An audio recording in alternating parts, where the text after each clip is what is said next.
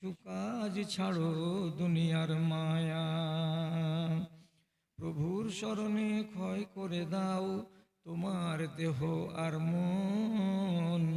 পথিকের বেশে হয়েছে তোমার এ ধরায় আগমন। সাঁঝ সকালে এত ছোটাছুটি, সাঁঝ সকালে এত ছুটাছুটি, কেন বা কিসের নেশায়? সম্বল কিছু করো না জোগাড়, বসে আছো কার আশায়? বিচারের দিনে পাশে দাঁড়াবে না, বিচারের দিনে পাশে দাঁড়াবে না কেউ তো আপনজন। পথিকের বেশে হয়েছে তোমার এ ধরায় আগমন। সব কিছু ফেলে চলে যাবে তুমি, আসিলে মরণ কোন রে, আসিলে মরণ কোন।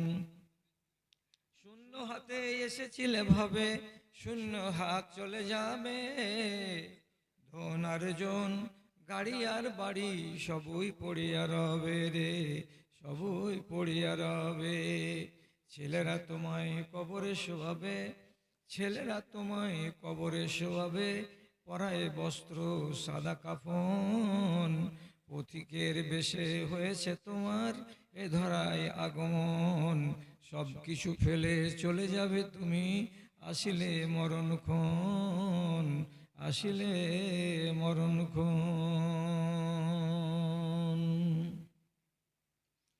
শ্রদ্ধেয় সভাপতি সাহেব, সমবেত এই গ্রামের বিভিন্ন প্রান্ত থেকে দিনের দরদকে সাথে নিয়ে ও ইমানি জজবাকে বুকে নিয়ে উপস্থিত বিভিন্ন শ্রেণীর আমার প্রাণের ভাই ও বন্ধুগণ তথা মজলিসের এক পাশে বসে থাকা আদরের মাতা ও ভগ্নীগণ, রব্বুল আলমিনের শুকুর গুজারি করছি যে আপনাদের এই গ্রামে দীর্ঘদিন আগে একবার আসার সুযোগ হয়েছিল একটি আলোচনা সভায়। তারপরে রীতি রেওয়াজি জালসার জন্য আমি এসেছি বলে আমার খেয়ালে আসে না।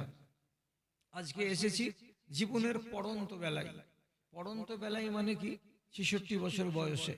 এখন চিরাগ জ্বলতে জ্বলতে এবং দিয়া কিংবা মোমবাতি জ্বলতে জ্বলতে যখন ওর নিভাবার টাইম হয় তখন একটু জোরে আলো দিয়ে উঠে, আর জোরে আলো দিয়ে দুপ করে নিভে যায়।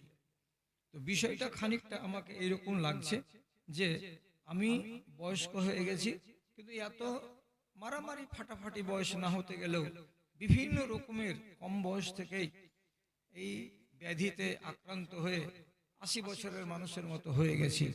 তো যাক, এগুলো কাহানি আপনাকে শোনাতে আসেনি। আমি হঠাৎ করে কালকে বৃষ্টিতে জালসা চলা অবস্থাতে ভিজলাম, আর ভিজে গলা টলা ধরলো, সর্দি জ্বর হয়ে গেল।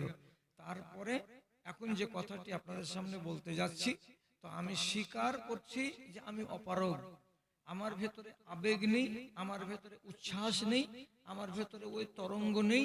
আমি ওই রকম করে আগে যেভাবে বলেছি সেভাবে বলতে পারবো না, কিন্তু কথা যেটি বলবো সেটি কোরআনের কথা এবং হাদিসের কথা বলবো ইনশাআল্লাহ। আমি খেয়ানত করব না। আপনি আমার রং, আপনি আমার রূপ, আপনি আমার উপস্থাপন পদ্ধতি, আপনি আমার গলার আওয়াজ, এগুলো দেখিয়েন না। আমি কি বলছি, আমি কি কথাটা বলছি, এই কথাটার দিকে আপনি শুধু লক্ষ্য করুন, তাহলে ইনশাআল্লাহ কিছু আমাদের কাজ হয়ে যাবে, এটা আল্লাহর কাছে আশা করি।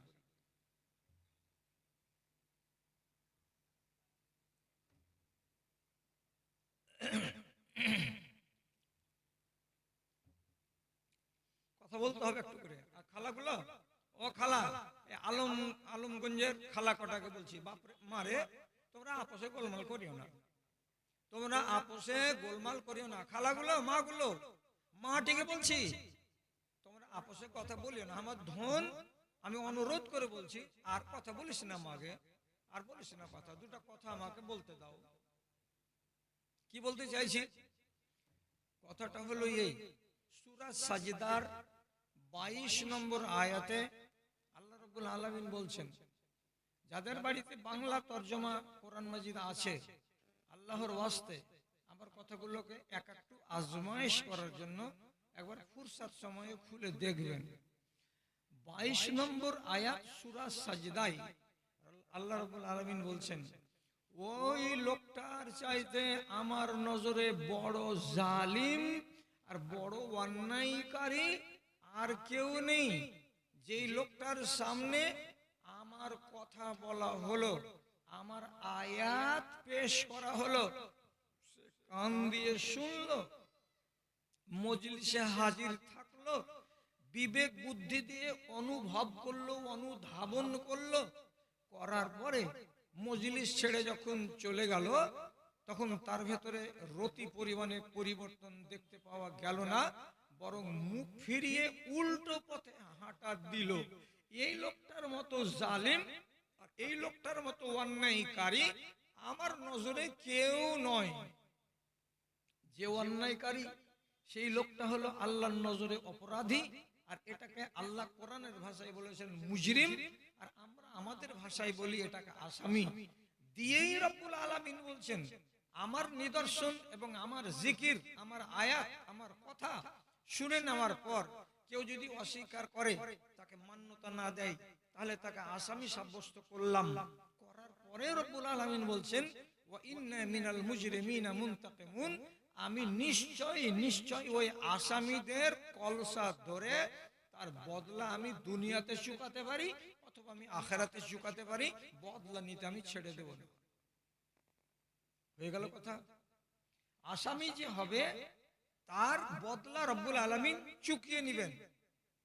এবার আমি আপনাকে যেটা কথা বোঝাতে চাইছি, আল্লাহ রাব্বুল আলামিনের বিধান আমাদেরকে দেয়া আছে, একটু আওয়াজ করবেন মাঝে সাঝে, জানলে এক নেকি, বলতে পারলে 2 নেকি, আর ভুল হয়ে যেতে গেলে 1 নেকি। আল্লাহর যে কানুন সেগুলো হচ্ছে 2 রকমের। কথা মনে থাকবে আপনার? কয় রকমের? 2 রকমের। একটা নাম আদেশমূলক আইন আর একটা নিষেধমূলক আইন। কত সোজা কথা। আদেশমূলক আইন যেগুলো আপনাকে করে দেখাতে হবে, নিষেধমূলক আইন যেগুলো থেকে আপনাকে নিজেকে দূরে সরিয়ে রেখে দেখাতে হবে। এখানে যাওয়া যাবে না, এটা নিষেধ, এটা করতে হবে, এটা আল্লাহর আদেশ। তাহলে 2 রকমের কানুনের আমি পাবন্দ আছি, আমাকে মেনে চলতে হবে। আমি যদি এখানে কোন রকমের দুগ্গি তিগ্গি করি অথবা আমি ছল চতুরি করি, তাহলে আমাকে মুজরিম হিসেবে আল্লাহ তাআলা সাব্যস্ত করছেন, আর যে হবে মুজরিম তার কাছ থেকে বদলা নিতে চাইছেন। এখন আপনার দিমাগটাতে যেন কথাটা বসে, তার জন্য উদাহরণ স্বরূপ আমি আঙ্গুলে গুনে বলছি, নামাজ পড়ো, রোজা রাখো, হজ করো, যাকাত দাও, সত্য কথা বলো, হালাল রুজি খাও, পর্দা নাশীন হয়ে বাঁচো, পিতা মাতার সাথে নেক ব্যবহার করো। 8টা উদাহরণ দিলাম। এগুলো ছাড়ার না ধরার? বড় ভাই, এটি ধরার না ছাড়ার? এটি ধরার। আপনাকে আবার বলছি, এদিকে আবার খেয়াল করুন, চুরি করিও না, ডাকাতি করিও না, ব্যভিচার করিও না, মদ খেও না, সুদ খেও না, জাদু করিও না, শিরকের গুনাহ করিও না, বাজার থেকে নকল চুল কিনে এনে অরিজিনাল চুলের সঙ্গে জোর দিয়ে বড় বড় চুলওয়ালি বেটি ছেলে এটা দেখাতে যেও না, কপালের এই জায়গাটাতে চোখের উপরে ভুরুগুলো আল্লাহ রাব্বুল আলামিন যেভাবে দিয়েছেন সেভাবেই রেখে দাও।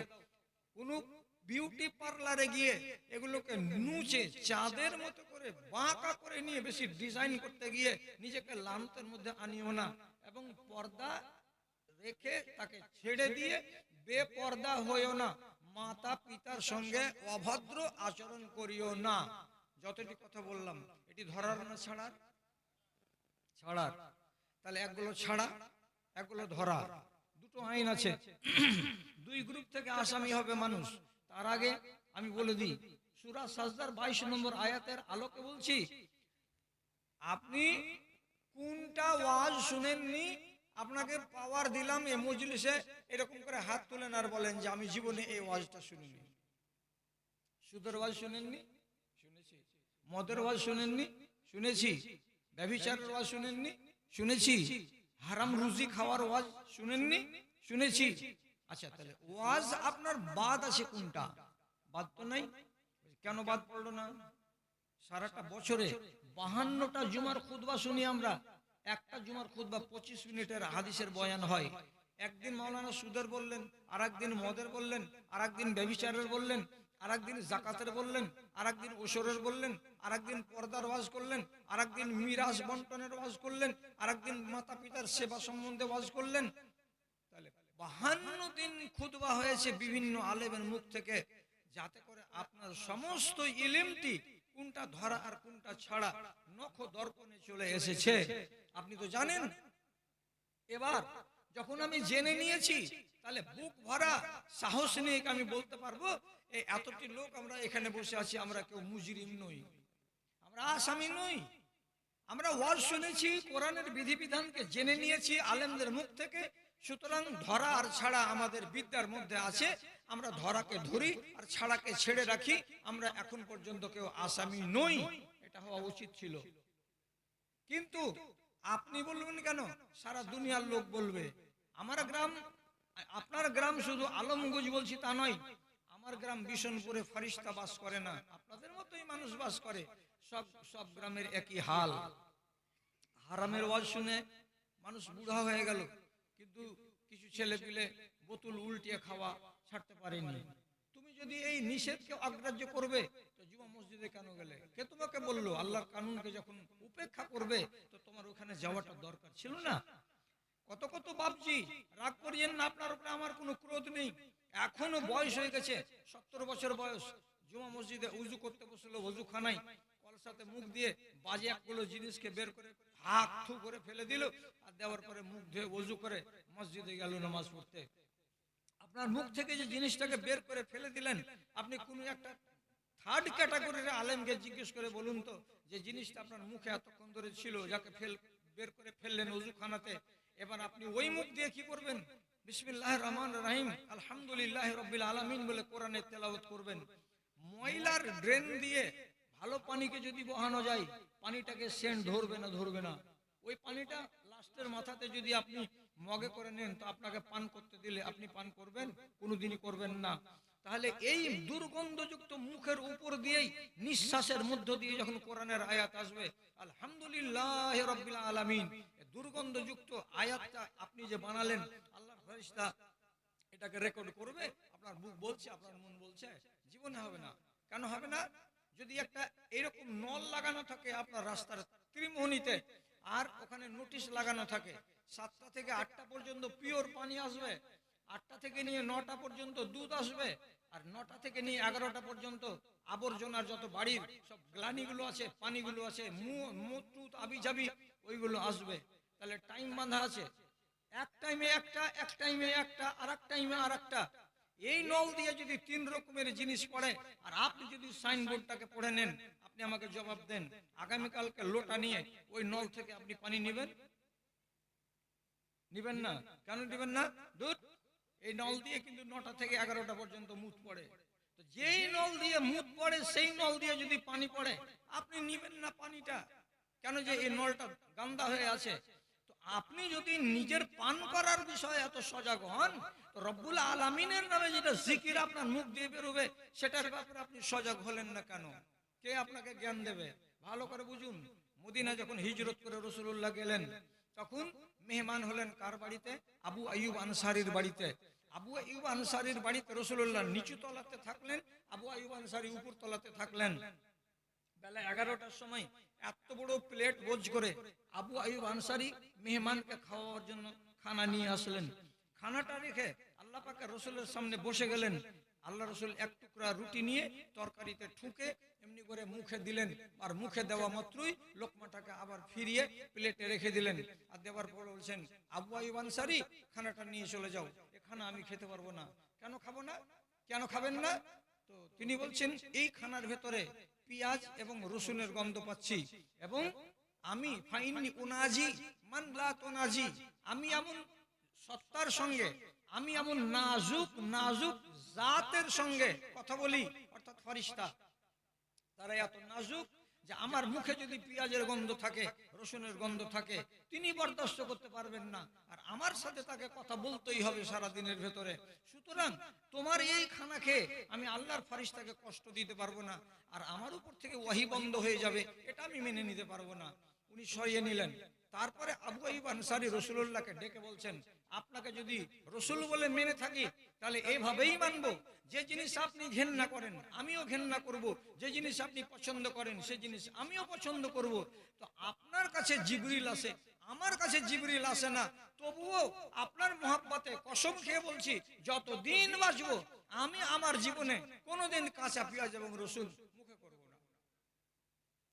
তাহলে আপনি এবার আসুন, এসে আপনি ফয়সালা দিন, ওই মুখটা দিয়ে যে তিলাওয়াত আপনার বের হবে এটা আল্লাহর ফেরেশতারা কবুল করবেন না। তাহলে আপনি বৃথা জীবন কেন কাটাচ্ছেন? কেন কাটাচ্ছেন? আইনকে মানছেন কি আপনি?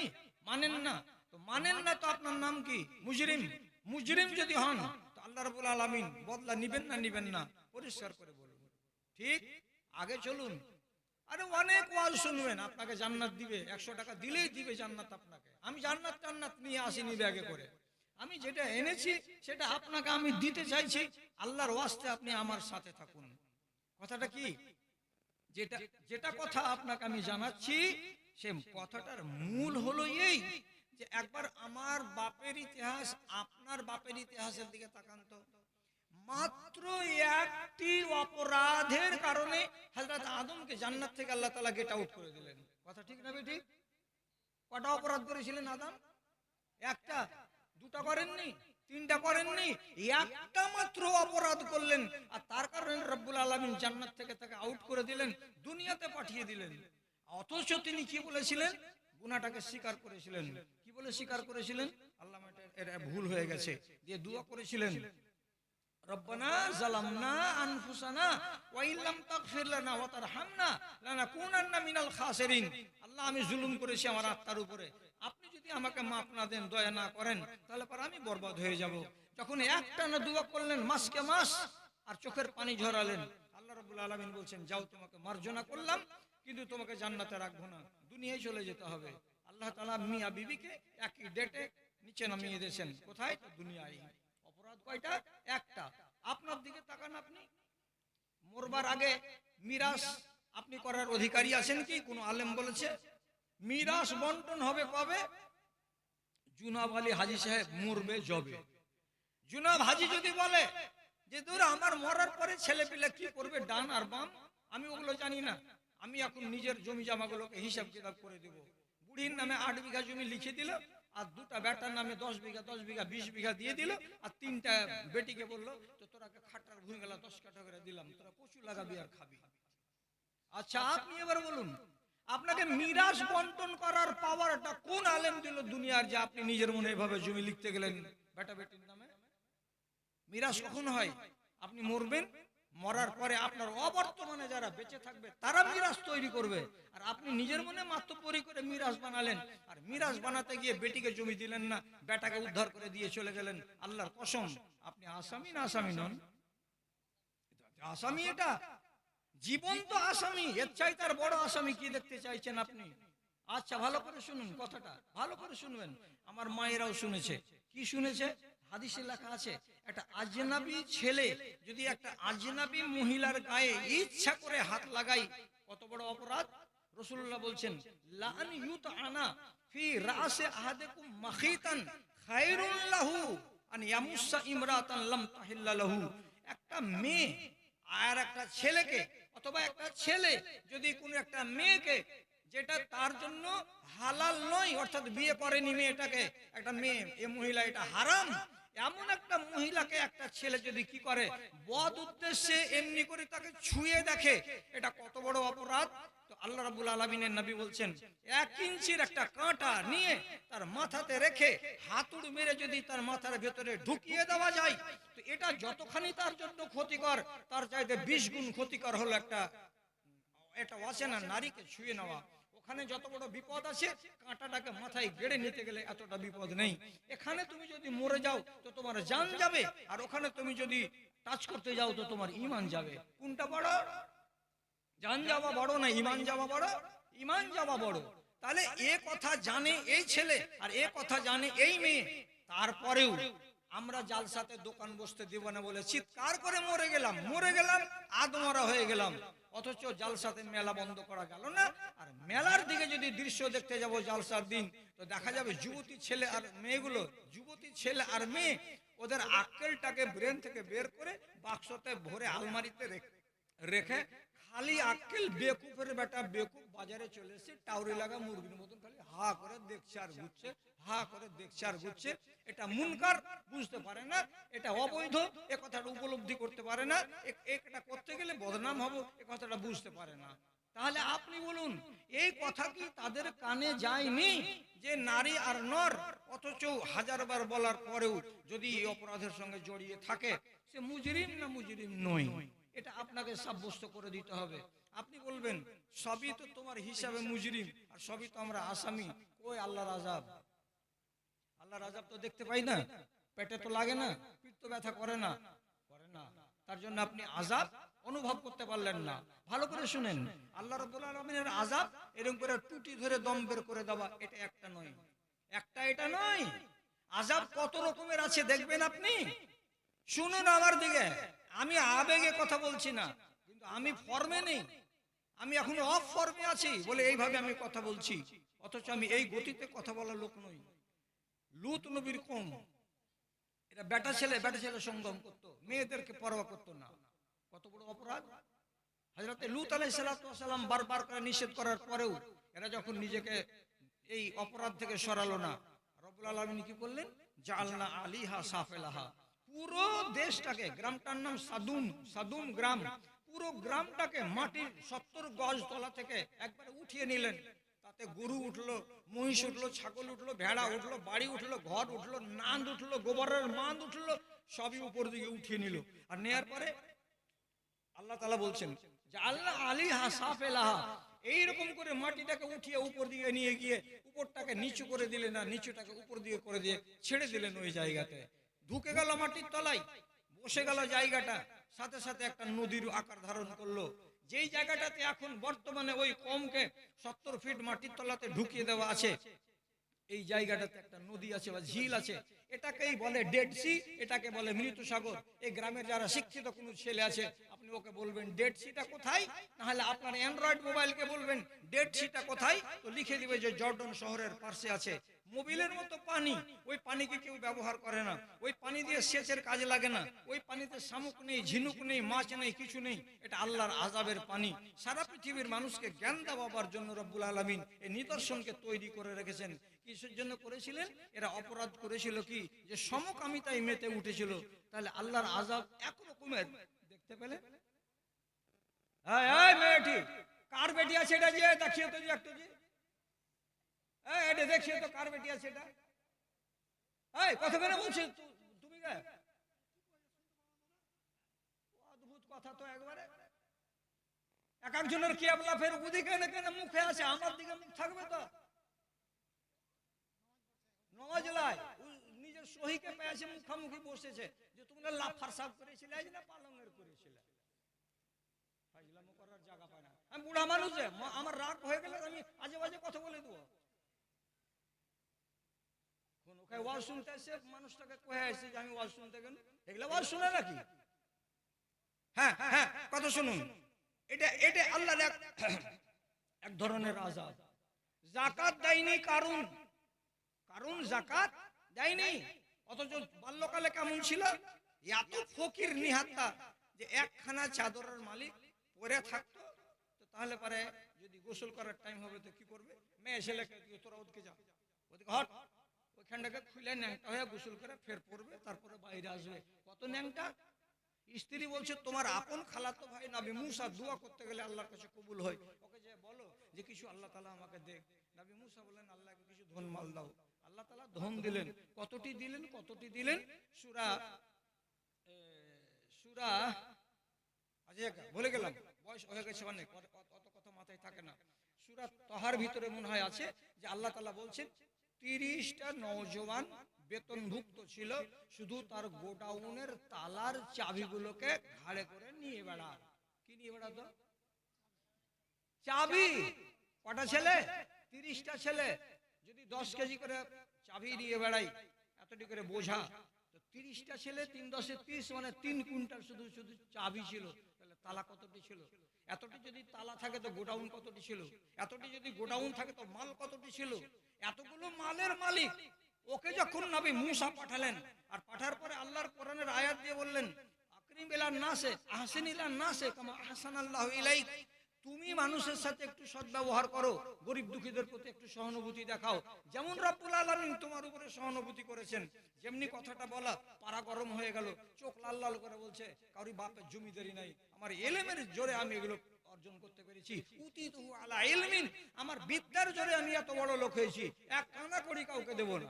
যখন কানা কড়ি দেব না বলে ফকিরের হককে মেরে দিল, রব্বুল আলামিন পরিষ্কার করে বলে দিচ্ছেন, যখন ঠাট করে বেরিয়েছিল 500 জন মিলিটারিকে নিয়ে ঘোড়ায় চড়ে, যার রেশমের ছিল পালান, আর পায়ের খুরে ছিল সোনার লাল, আর লাগামগুলো ছিল সোনার, আর ফেরাউন কি বলে কারুন, ও নিজের সাজগোজ করে মুসা নবীকে দেখাবার জন্য টাক টাক টাক টাক টাক টাক করে ঘোড়ায় চড়ে ওর বাড়ির সামনে দিয়ে চলে যাচ্ছে। দেখ, কিছু করার থাকে তো কর, আর কিছু যদি বোধ করবি তো বোধ করার থাকে তো বোধ কর। রব্বুল আলামিন আসমান থেকে জমিনকে বললেন, একে আযাবে গ্রেফতার করো। জমিনকে ইশারা করে আল্লাহ তাআলা বলছেন, বুক ফাটিয়ে দে, এই জালিমকে ভিতরে ঢুকিয়ে নেয়। সাথে সাথে ভিতরে ঢুকে গেল। আল্লাহ তাআলা কোরআনে বলছেন, ফাখাসাফনা বিহি ওয়া বিদারিহি, ওকে আর ওর 14 গোষ্ঠীকে, ওর বাড়ি আর ঘরকে জমিনে ভরে দিলাম।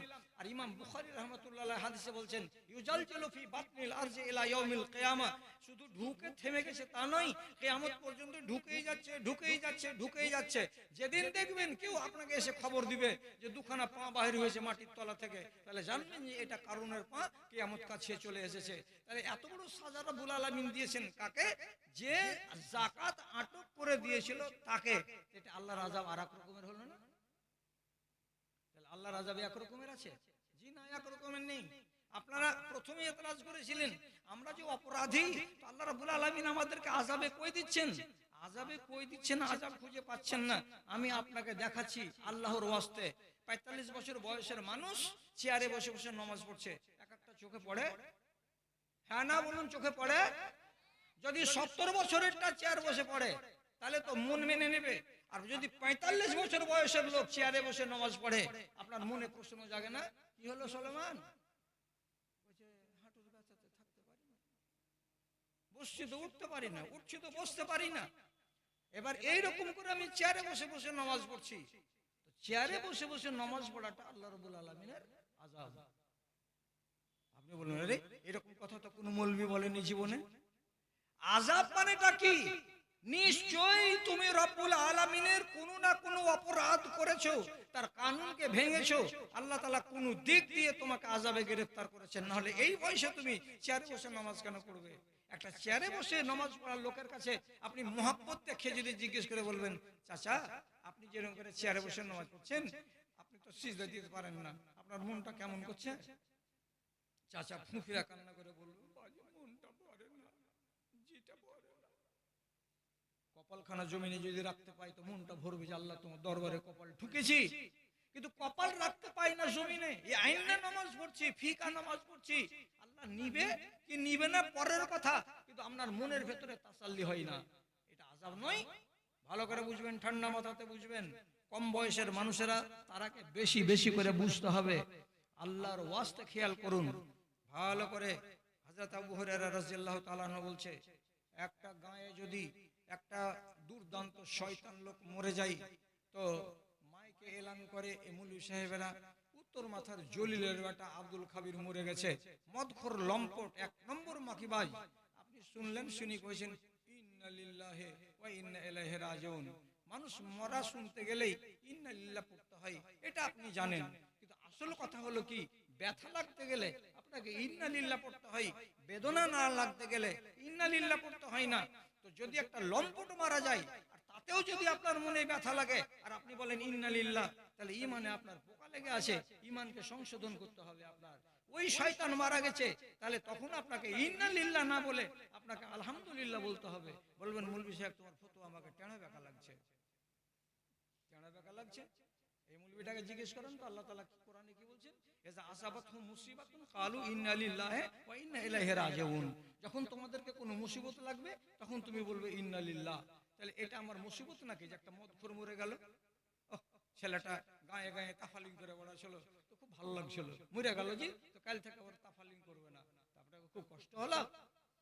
আপনি যদি উল্টা বুঝেন তো বুঝেন, আমার বুঝাবার কিছু নেই। আমি সহি হাদিস বলছি, যদি কোনো লম্পট, মাগিবাজ, মদখোর, সুদখোর মারা যায়, তা আপনার মনে কষ্ট হলে হতে পারে, কিন্তু নবীজি হাদিসে বলছেন, ইজা মাতাল ফাজরু ইস্তারিহু মিনহুল আনাম ওয়াদ দাওয়াব ওয়াশ শাজার ওয়াল হাজার, যেদিনই কোনো লম্পট মারা যাবে আর ওর খবর হবে প্রথম বাড়ির গরু ছাগলগুলোকে, এক গরু আর একগুলোকে ওর নিজের ভাষাতে ভাষাতে বলে দিবে, এ মুনসির গরু হাম্বা, কি হাম্বা, কিছু হারামখোর মারা গেছে। ও তখন হাম্বা, মারা গেছে, হ্যাঁ মারা গেছে, এটা কিসের পরিচয়? সবটি আর আনন্দিত হলো। নবীর হাদিস বলছে জানোয়ারেরা খুশি হয়ে যায়, কেন? যে ওই হারামখোর মারা গেছে। আপনি বলবেন তোর কি রাগ ছিল? হ্যাঁ, তোরা তো গরু, তোরা তো বাছুর, তোরা তো ভেড়া বকরি, তোর ঘে কোন রাগ ছিল? আবার বুঝেন কথা, আমি আপনাকে বুঝার জন্য এসেছি, আপনি কথাটাকে বুঝেন। এই জানোয়ারগুলো আপনার উপরে রাগ কিসের ছিল? যে এরা বলছে মরেছে তো ভালো হয়ে গেছে, আমরা সুখ পেয়েছি। এমনি এমনি আবু হুরায়রা রাদিয়াল্লাহু তাআলা আনহু বলছেন যে ছোট ছোট একগুলো পাখি আছে, যেগুলোকে আমরা বাবুই পাখি বলি অথবা চড়ুই পাখি বলি। আরবিতে আরব দেশের লোকেরা ওইগুলোকে বলে হুবারা, ছোট ছোট পাখিগুলো। তো বলছেন হযরত আবু হুরায়রা, ইন্নাল হুবারা লা তামুতু ফি ওয়াকরিহা লে খাশিয়াত লে জামবে ইবনে আদম, বানি আদমের অর্থাৎ আদমের বেটা বেটিদের অপরাধের কারণে আল্লাহ রাব্বুল আলামিন আসমানের পানিকে উপর দিকে উঠিয়ে নিয়েছেন।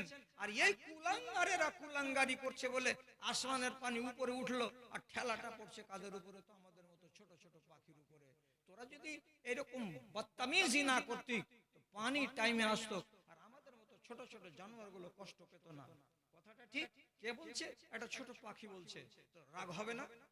এই জলিলের উপরে আর খাবিরের উপরে আর লফদ্দির উপরে রাগ হবে না এই পাখিগুলো? তোর কারণে তো পানি হয় না, তুই কেন লম্পটি করবি? কেন? যে রাসূলুল্লাহ তো হাদিসের ভিতরে বলেছেন, তোমাদের দেশের ভিতরে যদি জেনা বেড়ে যায়, ব্যভিচার বেড়ে যায়, ছেলে আর মেয়ে যদি অবাধ মেলামেশা করে, আর অবাধ মেলামেশাকে এরা যদি হালাল মনে করে, তাহলে জানো তোমার কাছে আযাব যাবে। কিসের আযাব যাবে? যে কই আজ পর্যন্ত তো আযাব আসেনি। কইছে লাম তাসমা আনতুম ওয়ালা আবাউকুম, এমন আযাব পাঠাবো যে আযাব তুমিও জানো না তার নাম, তোমার 14 গোষ্ঠীও শুনেনি তার নাম। এমন আযাব পাঠাবো। ব্যভিচার যদি তোমরা না থামাও নিজের দেশ থেকে, তাহলে এমন আযাব তোমাদের কাছে যাবে, আযাবের নামই তোমরা জানো না। কেউ বলেনি এর আগে, তুমিও জানো না, তোমার বাপ মারাও জানে না। কথাটা বাস্তব। 2023 সালের আগে এই আলমগঞ্জের কোন একটা লোক বলতে পারবে যে করোনা নামটা শুনেছিল? কি শুনেছিলেন করোনা? না, শুনিনি। কেউ জানি না যে করোনা কাকে বলে। কত বড় ঠেলার রোগ আল্লাহ তাআলা দিলেন। বলছে নমাজে যাবি তো তুই 3 হাত দূরে খাড়া হও, 3 হাত দূরে খাড়া হ। কাবাতে নমাজ কায়েম হলে তো 50টা লোককে দিয়ে, যেন বিরান না হয় কাবা, তো 50টা লোক 5 হাত দূরাদূরি খাড়া হয়েছে, আর ইমাম 6 হাত দূরে খাড়া হয়ে নামাজ পড়েছে। দেখা লাগছে এরা ভুঁয়ে ঝগড়া করেছে, মারামারি করে, একজনের আরেকজনের সঙ্গে বুদ্ধি নেই, 3 হাত দূরে খাড়িয়ে খাড়িয়ে নামাজ পড়ছে। কিসের নামাজ এটা? যে করোনার নামাজ। জুমা উঠে গেছিল, সালাম দেওয়া উঠে গেছিল, হাতে হাত মিলানো উঠে গেছিল, এগুলো সব আপনারা চোখে দেখেছেন। তাহলে রাসূলুল্লাহর হাদিসটা ঠিক নয়? এমন নামের আযাব আসবে যে নাম তুমিও শুনোনি, তোমার বাবাও শুনেনি। একটা সত্য কথা রাসূলুল্লাহ বলছেন। আমার আল্লাহ রাব্বুল আলামিন বললেন, আমার আদেশকে যদি তোমাদের দেশের নেতারা, তোমাদের দেশের যারা বড় শিক্ষিত লোক, সমাজের যারা দায়িত্বশীল ব্যক্তি, তারা যদি বুড়ো আঙুল দেখিয়ে অগ্রাহ্য করে, তাহলে পারে আমি তোমাদের কাছে আযাব পাঠাবো। কি আযাব পাঠাবো? লা ইউসাল্লিতুল্লাহু আলাইকুম সুলতানান জায়রান, তোমাদের উপরে এমন শাসক নিযুক্ত করে দেওয়া হবে, যেই শাসক তোমাদের চোখের ঘুম কেড়ে নেবে, তোমাদের দেহের আরাম কেড়ে নেবে, তোমাকে সুখে দুনিয়াতে শান্তিতে থাকতে দেবে না। এমন জালেম তোমার মাথার উপরে চাপিয়ে দেওয়া হবে। কথা বলেন, আপনার মাথার উপরে শাসকটা যেটা আছে সেটা কি জালেম আছে? যদি বলেন না, পশ্চিমবঙ্গের শাসক জালেম নয়, তো আপনি তো ভারতের নাগরিক। উত্তরপ্রদেশটা তো ভারতের একটা অংশ। ভারতবর্ষের উত্তরপ্রদেশের মুসলমানেরা, তাদের মাথার উপরে যেটা শাসক আছে সেটা জালেম আছে না জালেম নয়? 2-3 জন বলুন হ্যাঁ না না। জালেম নয়? জালেম। কত বড় জালেম! আপনি যদি আসরের নামাজের টাইম হয়ে যায়, আপনার ক্ষেতের, আপনার জমিতে, ওখানে যদি ঢেলে এমন করে নিয়ে আপনি আসরের নামাজ আপনার জমিতে আপনি শুরু করে দেন, পুলিশ এসে আপনাকে ধরে নিয়ে যাবে, ফাড়াফাড় 2-4টা রুলের বাড়ি দেবে, আপনাকে লক আপে ভরে দেবে। একটা ছোট্ট ধারা দিয়ে 7 দিন জেল খাটিয়ে তারপরে একটা ছোট্ট হালকা কেস দিয়ে ছেড়ে দিবে, পুলিশ খিস্তি দিয়ে বলবে ওই জায়গাটা কি তোর বাপের নামাজ পড়ার জায়গা, যে যেখানে ইচ্ছা সেখানে নামাজ শুরু করে দিলি? আল্লাহর কসম, উত্তরপ্রদেশে কোনো মানুষ, কোনো মুসলমান যেখানে সেখানে নামাজ পড়তে পারে না। জিজ্ঞেস করুন এই সমস্ত শিক্ষিত ব্যক্তিগুলোকে, আপনার হালাল গিজা কি? এই গরুর মাংস আপনি ইচ্ছা করলে খাবেন, না হয় না খাবেন। এত একটা হালাল রিজিক রব্বুল আলামিন দিয়ে পাঠিয়েছেন, আপনার ইচ্ছা হলে গ্রামে আপনি জবাই করে খাবেন। আপনার হিম্মত নেই, আপনার 14 গোষ্ঠী যত পাওয়ারফুল হোক না কেন, আপনি ওখানে গিয়ে এটাকে জবে করে খেতে পারবেন না। আপনি বলুন মাথার উপরে শাসকটা ভালো না মন্দ? মন্দ। কে দিয়েছে? আল্লাহ দিয়েছে। কেন দিয়েছে? তোমার সম্পর্ক যখন আমার সঙ্গে ঢিল হয়ে যাবে তখন আমি এই কাজ করে দেব। উত্তরপ্রদেশ নয়, এবার চলে যান আসামের মাটিতে। হিমন্ত বিশ্ব শর্মা ও কি বলছে? মুসলমানদের জমি, মুসলমানদের জমি, ভালো করে শোনেন, মুসলমানদের জমি হিন্দুরা কিনতে পারবে, কিন্তু কোন হিন্দুর জমি মুসলমানেরা কিনতে পারবে না। স্ট্যাম্প তৈরি হবে না, মুসলমানেরা হিন্দুর জমি কিনতে পারবে না। বাস, আইন হয়ে গেছে। কোন মুসলমান দুটো বিয়ে করতে পারবে না, আইন হয়ে গেছে। 18 বছরের নিচে কেউ যদি বিয়ে করে তাহলে ওর বাবাকে আর ছেলেটাকে আর ওই মেয়েটাকে, এরাকে 4 জনকে জেলে ভরা হবে। তুমি ধর্ষণ করেছো আর তুমি শ্বশুর, তুমি ধর্ষণ করতে সাহায্য করেছো। কত কত বাপ আর শ্বশুর জেলের ভাত খাচ্ছে। আজ 1.5 থেকে 2 বছর হয়ে গেল। শাসকটা কি ভালো? ভালো নয়। আপনি খালি আযাব দেখছেন কোনগুলো? টুটি ধরে আল্লাহ তাআলা মেরেছে কি মারেনি এইগুলো, ওগুলোও করেছেন আল্লাহ। আর এমনি এমনি রকমারি সাজা দুনিয়ার মানুষকে রব্বুল আলামিন দিয়েছেন। কখন দিয়েছেন? আল্লাহর আদেশকে যারা অমান্য করেছে তাদের উপরে দিয়েছেন। আপনি এত ওয়াজ শোনার পরে আপনি কেন সোজা পথে আসতে পারলেন না? আর আপনাকে আমি ইনসাফের উপরে কেন দেখতে পেলাম না? আপনি মনে মনে বলছেন কিচ্ছু হবে না মৌলভী সাহেব, কিচ্ছু হবে না। বুড়াতে কাল যখন আসবে তখন আল্লাহর কাছে তওবা তাহির করে নিব, বড় বড় দাড়ি ছেড়ে দিব, হজ করে নিব, আর নেওয়ার পরে মরবো তো পাকা মুমিন হয়ে মরে যাব। বিগত দিনের যে 10 বছর ধরে নামাজ পড়েননি, আর এরিয়ারটা কে তুলবে? কি করে হবে? 30 বছর দাড়ি রাখেননি, 50 বছর বয়স এসে তখন দাড়ি রেখেছেন। এই যে 40 বছর সুন্নাতকে জবে করেছেন, এর খেসারতটা কে দেবে? বুঝছেন না? ওগুলো হবে না, খালি বুড়াতে কালে হলেই হয়ে গেল। দেখেন, নিজের মতো করে শরীয়ত চালাবেন না। শরীয়ত যেভাবে চলতে চাইছে সেভাবে আপনি চালান, তাহলে ঠিক আছে। আল্লাহর কানুন যেখানেই পয়মাল হবে আপনি অপরাধী সাব্যস্ত হবেন, আর যখন আল্লাহর ইচ্ছা হবে তখন রব্বুল আলামিন আপনাকে শাস্তি দেবেন। কথা ভালো করে বুঝুন, ভালো করে বুঝুন। আল্লাহ তাআলা আমাদেরকে পাঠিয়েছেন দুনিয়াতে সব শেষে, আর জান্নাতে ভরবেন সবার আগে। একবার মহব্বতের সাথে বলুন আলহামদুলিল্লাহ। আমরা এসেছি সবার পরে, জান্নাতে যাব সবার আগে। এর চাইতে বড় সম্মান আর কিছু হতে পারে? এবার আপনি সম্মানটাকে যদি না বাঁচান তা আমি কি করব? আর লোক কি করবে? আপনি বলবেন এটা কেমন করে হলো, কি করে হলো? তো কি করে হলো? আমি আগে জান্নাতে যাব, নামাজ পড়ি তাই, আমি রোজা করি তাই আগে জান্নাতে যাব। আর এর আগে কেউ রোজা করেনি, এর আগে কেউ নামাজ পড়েনি। ভালো করে আপনাকে যুক্তি দিয়ে বলছি, দয়া করে। যেমন এই ছেলে কয়টা, আমার ধন কয়টা আওয়াজ করছে, আপনি আওয়াজ করেন। হযরতে আদম আলাইহিস সালাতু ওয়াস সালাম এবং তার উম্মতিদেরকে আল্লাহ বয়স দিয়েছিলেন 1000 বছর, তাদের ভিতরে নামাজ রোজা ছিল। তো আদমের আওলাদের মধ্য থেকে কেউ যদি 800 বছর নামাজ পড়ে থাকে, ওর নামাজের বদলে ও যে জান্নাত পাবে। আর আমি যে নামাজ পড়ছি, আমার আয়ু কত? এই 100 বছরের 60 বছরের নামাজ পড়ে আমি ওই লোকটার নামাজের মোকাবিলা করতে পারবো কি? পারা যাবে কি? যাবে না, হরগিজ যাবে না। নূহ নবীর উম্মতকে আল্লাহ তাআলা 700 বছর করে আয়ু দিয়েছিলেন, তাদের উপরে নামাজ রোজা ছিল। আমাদের আয়ু হলো 60-70 বছর। তা আমি যদি 60 বছর নামাজ পড়ি আর রোজা করি আর হজ করি, তো তাহলে আমার 60 বছরের ইবাদত আর ওর 950 বছরের ইবাদত কোনোদিন সমান হতে পারে না। তারপরেও রাসূলুল্লাহ বলছেন কি, আমরা এসেছি সবার পরে আর জান্নাতে যাব সবার আগে। কি কি মশলা দিয়ে রে বাপ, ব্যাপারটা কি বোঝা যায় না? এই যুক্তিটা কোথায় আমি খুঁজে পাচ্ছি না, আপনিও খুঁজে পাবেন না। রাসূলুল্লাহ মুহাব্বতের সাথে বলছেন, আমার উম্মতের জান্নাতে যাওয়ার আগে পৃথিবীর কোন উম্মত জান্নাতে যেতে পাবে না। শুনতে পেলেন? আমার উম্মতের জান্নাতে যাওয়ার আগে পৃথিবীর কোন নবীর উম্মত জান্নাতে যেতে পাবে না। তাহলে আপনি কি হীরার কান্নি? আপনার কত দাম? আপনি আগে জান্নাতে যাবেন, তারপরে অন্য নবীর উম্মত গুলো জান্নাতে যাবে। আবার কেমন ভেজালটা লাগলো, ওরা কি করলো আর আমি কি করলাম, ভালো করে বুঝেন। রসুল করিম সাল্লাল্লাহু আলাইহি সাল্লাম বলছেন, বাবারে আমার উম্মতেরা ভালো করে শুনুন, নূহ নবীর কওমকে আল্লাহ তাআলা 800 বছর 700 বছর আয়ু দিলেন। যারা ঈমানদার তারা ওইভাবে অতদিন ইবাদত করেছে। ইব্রাহিম আলাইহিস সালাতু ওয়াস সালামের উম্মতকে আল্লাহ তাআলা 250 বছর 300 বছর করে আয়ু দিলেন, তারা ওইভাবে ইবাদত করে কবরে চলে গেছে। তারপরে একের পর এক দিন যাচ্ছে, আল্লাহ তাআলা আয়ুকে কমিয়ে দিচ্ছেন। একের পর এক দিন যাচ্ছে, আল্লাহ রাব্বুল আলামিন মানুষের হাইটকে কমিয়ে দিচ্ছেন। আগেকার উম্মত গুলো এক একটা মারা গেছে আল্লাহর আযাবে, তো সাহাবায়ে কেরাম কি বলবে? আল্লাহ কোরআনে বলছেন একটা মানুষ যদি মরে পড়ে আসে তো কেমন মনে হচ্ছে, তো বলছে যে একটা খেজুরের গাছকে মাথাকে কেটে দিয়ে যদি টোনটাকে মাপ করা যায় তো খেজুরের গাছ যেমন লম্বা হয়ে পড়ে থাকে, এইরকম আদার সামুদ পড়েছিল। এর মানে হলো কি এরা এত এত লম্বা ছিল। আদম ছিল 60 গজ হাত লম্বা, হাওয়া ছিল 60 গজ হাত লম্বা, কমে কমে কমে কমে আদার সামুদ পর্যন্ত এসে এটা হলো 30 গজ হাত লম্বা। তারপরে 4000 বছর গত হওয়ার পর এটা আবার কমে চলে আসলো, কততে আসলো? 5.5 ফিটে আসলো। সেই সাথে সাথে আয়ু কমে গেল। নবীজি বলছেন আমার উম্মতি মা বাইনা 60 ইলা 70, আমার উম্মতের বয়স হলো 60 থেকে 70 বছর, 60 থেকে 70 বছর, এর বেশি বাঁচবে না।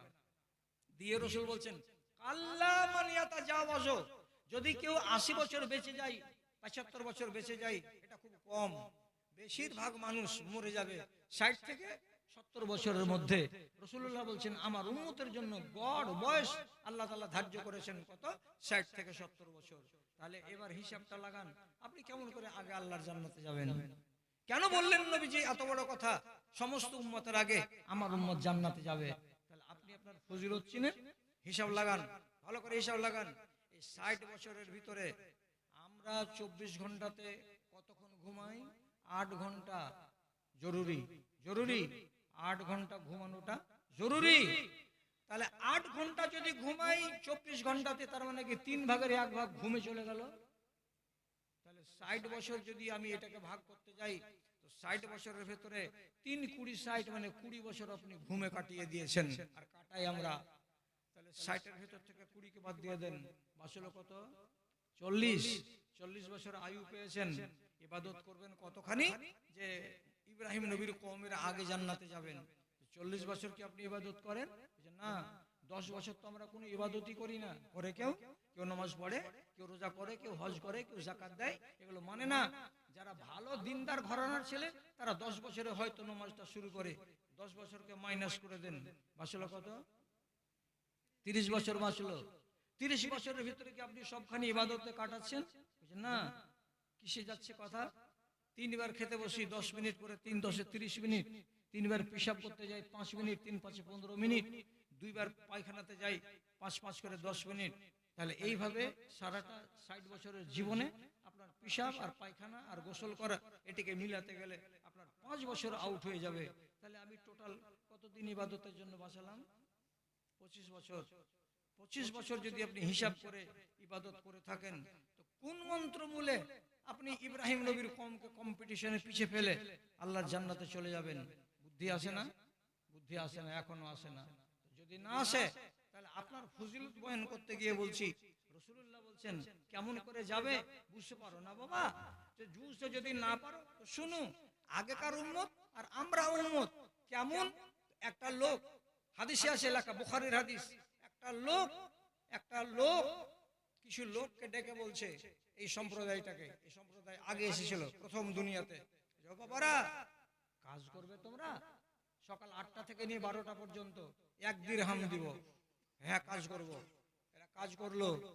তারপরে আরেকগুলো কওম এলো, লেবার এলো, তাদেরকে যে বলছে এ বাবারা তোমরা লেবারি করবা, তোমাদেরকে বেতন দেব।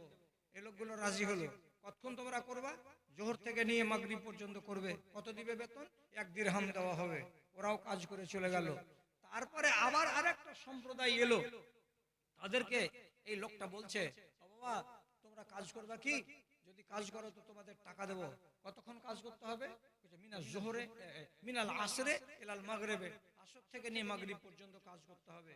এখনকার দিনে আসর থেকে মগরিব হতে 2.5 ঘন্টা মাত্র টাইম লাগে। আগেকার লোককে কতটা ডিউটি করতে বলেছিল? সকাল থেকে শুরু করে বেলা 12টা পর্যন্ত, জোহর পর্যন্ত, তার মানে 6 ঘন্টা। পরের সম্প্রদায়কে লেবারি করার জন্য টাইম কত দেওয়া হয়েছিল? জোহর থেকে নিয়ে মাগরিব পর্যন্ত, তার মানে আবার 6 ঘন্টা। তৃতীয় নম্বরে এই সম্প্রদায়কে বলা হলো তোমরা কাজ করবে, যে হ্যাঁ করবো। তো তোমরা কতক্ষণ কাজ করবে? তো বলছে আসর থেকে মাগরিব। কয় ঘন্টা? তো 2.5 ঘন্টা। বেতন কত? বলছে 2 দিরহাম করে। কত বুঝলেন? এদের বেতন ডবল হলো না? 2 দিরহাম। ওরা পাবে 1 আর এরা পেলে কত? 2। কিয়ামতের দিন ঝগড়া লেগে গেল। এই লোকগুলো বলছে ডিউটি তো আমরা করেছি 6 ঘন্টা, বেতনটা পেয়েছি 1 দিরহাম, আপত্তি নাই। এই লোকগুলো 6 ঘন্টা ডিউটি করেছে, 1 দিরহাম টাকা পেয়েছে, আপত্তি কিছু নাই। আপত্তি কি হলো তোমাদের? বলছে এই লোকগুলো মাত্র 2.5 ঘন্টা ডিউটি করেছে, আর করার পরে আবার বেতন ডবল কেন পেয়েছে? ডবল টাকা তুমি কেন দিলা? হে আল্লাহ, তুমি নিজেকে বলেছো আমি হলাম ইনসাফ পরায়ণ, আমি কোনোদিন জুলুম করি না কাউরি উপরে, তো তুমি এত বড় জুলুম আমাদের উপরে করলে কেন? আল্লাহ রাব্বুল আলামিন সব কথার শেষে বললেন হাযা ফাজলি উতিতুহু আলা মান আশাউ। এটা হলো আমার দয়া, এটা হলো আমার মায়া, এটা হলো আমার ফজিলত, এটা হলো আমার অনুকম্পা। আমি এই উম্মতিকে ভালোবাসি, তার জন্য এদেরকে দান করেছি। সব জিনিসে এই উম্মতটা ডবল পাবে, আর এই উম্মতের মোকাবিলাতে তোমরা যত উম্মত আছো সবাই তোমরা সিঙ্গেল পাবে। অতএব ইহুদিরা যত কাজ করবে তাদের হবে সিঙ্গেল, আর আমাদের হবে ডবল। খ্রিস্টানেরা যত ভালো কাজ করবে তাদের নেকির বদলা হবে সিঙ্গেল, আর আমাদের বেলায় হবে ডবল। তো রব্বুল আলামিন আপনার যে কোনো জিনিসে বলছেন তোমাকে ডবল ডবল ডবল দেওয়া হবে। এরা চুপ। তাহলে ভালোবাসা উম্মত দুনিয়াতে কারা? এই উম্মতে মুহাম্মাদিরা। আপনি ভালোবাসার কার নজরে? তো আল্লাহ তাআলার কাছে। তারপরে জিজ্ঞেস করা হলো ডবল ডবল স্বভাব নিয়ে কি ওদের সমান করতে পারবো? বলছে হ্যাঁ পারবা। এমন জিনিস তোমাকে দিয়েছি যে জিনিসটা ওরা আমি দিইনি। কি এমন তুমি দিয়েছো? কেউ যদি রমজান মাসের শেষ 10 দিনের ভিতরে 5টা বিজোড়া রাতকে জিকির করে করে জেগে জেগে কাটিয়ে দেয়, তাহলে কোনো একটা দিন কি হবে? লাইলাতুল কদর হবে। আর ওই রাতটাকে যদি জেগে কাটাতে পারে তাহলে আমি তাকে সওয়াব দেব কতটি? 83 বছর 4 মাসের সওয়াব দেব। মনে আছে? ইন্না আনজালনাহু ফি লাইলাতুল কদর। লাইলাতুল কদর খায়রুম মিন আলফি শাহর। এক রাতের ইবাদতকে আল্লাহ তাআলা কত ফজিলতের বললেন? 83 বছর 4 মাস যদি একটা লোক ইবাদত করে, এক রাতের ইবাদতের ভ্যালুয়েশন হলো 83 বছর 4 মাস ইবাদত করা। তাহলে আপনার মতো একটা লোক যদি 3 বার লাইলাতুল কদরকে জাগে, তাহলে 83 কে আপনি 3 দিয়ে গুণ দেন, তো এমনিতেই তো 245 বছর হয়ে গেল। তাহলে ইব্রাহিম নবীর উম্মতেরা 250 বছর নামাজ পড়ে আপনাকে পারবে? পারবে না। এই ফজিলতের জিনিসগুলো রব্বুল আলামিন আপনার উপরে মেহেরবানি করে দিয়েছেন, কিন্তু সবথেকে বুরা হলো কোনটা? যে আল্লাহর দানকে আপনি দান বলে মানলেন না, আপনারা আল্লাহর অনুগ্রহকে অনুগ্রহ মনে করে এটার উপরে মেহেরবানি করে কৃতজ্ঞতা প্রকাশ করলেন না, বরং বেয়াড়া বেয়াড়া বেয়াড়া বেয়াড়া হয়েই থেকে গেলেন। আর আমাদের মতো মৌলবীগুলো কণ্ঠ আমার ক্ষীণ হয়ে এলো, অবশ হইল পা, শত হাত দিলে অচেতন জাতি, কেউ চেতন হইল না। ধর্মের গলে চলিতেছে ছুরি, মুমিন কাঁদিছে দুঃখে, কোরআন হাদিস কাফনে মুড়িয়া মুমিন হাসিছে সুখে। দানবের রূপ ধরেছে মানব, কোনো লজ্জা হইল না, শত হাত দিলে অচেতন জাতি, কেউ চেতন হইল না। কেউ একটা হ্যাঁ না বলবেন কি? পশ্চিমবঙ্গের মাটিতে একটা মাওলানা ছিল, তার নাম ইয়াকুব ঘোলাই।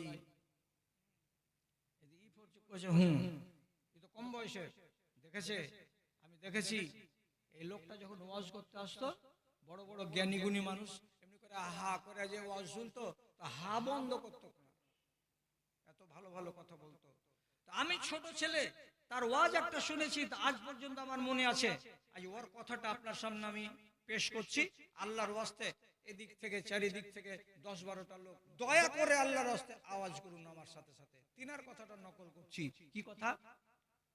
30 বছর আগে আমাদের দেশে যতটি মসজিদ ছিল তার তুলনায় আজকের দিনে মসজিদের সংখ্যা বেড়েছে না কমেছে? বেড়েছে। 30 বছর আগে আমাদের দেশে যতটি মাদ্রাসা আর যতটি কলেজ আর যতটি স্কুল ছিল তার তুলনায় আজকের দিনে স্কুল কলেজ মাদ্রাসা বেড়েছে না কমেছে? বেড়েছে। 30 বছর আগে আমাদের দেশে জনসংখ্যা যতটি ছিল তার তুলনায় আজকের দিনে জনসংখ্যা বেড়েছে না কমেছে? বেড়েছে। 30 বছর আগে আমাদের দেশে যতটি বাস এবং ট্রাক এবং ট্রেন এবং রেল লাইন এবং মোটর লাইন ছিল তার তুলনায় আজকের দিনে আমাদের দেশে motor line, rail line, train এবং বাস এর সংখ্যা বেড়েছে না কমেছে? সবাই বলল বেড়েছে।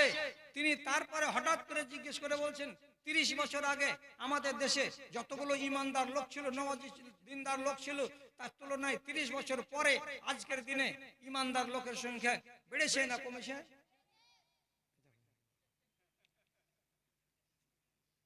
30 বছর আগে যতটি দেশে ইমানদার ছিল তার তুলনায় আজকের দিনে আমাদের দেশের মাটিতে অতটি ইমানদার নাই। সব বাড়ছে কিন্তু ইমান বাড়ে না। জি, কেন মসজিদে যাচ্ছেন খুতবা শুনতে? কেন গেলেন খুতবা শুনতে? এতগুলো ছেলের ভিতরে আগামী দিনের প্রজন্ম এখানে বসে আছে, কেউ 14, কেউ 16, কেউ 18 বছরের। এরা ওয়াজ শোনার পরে ওয়াজ মানে না। কেন মান না? যদি তুমি না মানবে, ওয়াজ শোনার পরে যদি তুমি না মানবে, আমার নয় ভাষা, আমার দাদা, আমার বাপ, আমি বলছি এটা আমার ভাষা নয়, আমি শুধু তর্জমা করে দিচ্ছি।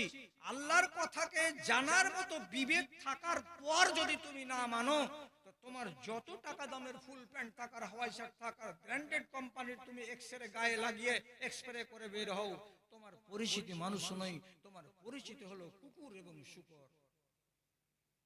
এত বড় কথা কইতে হতো না বলি সাহেব? আমি কি বলেছি এটা আমার কথা?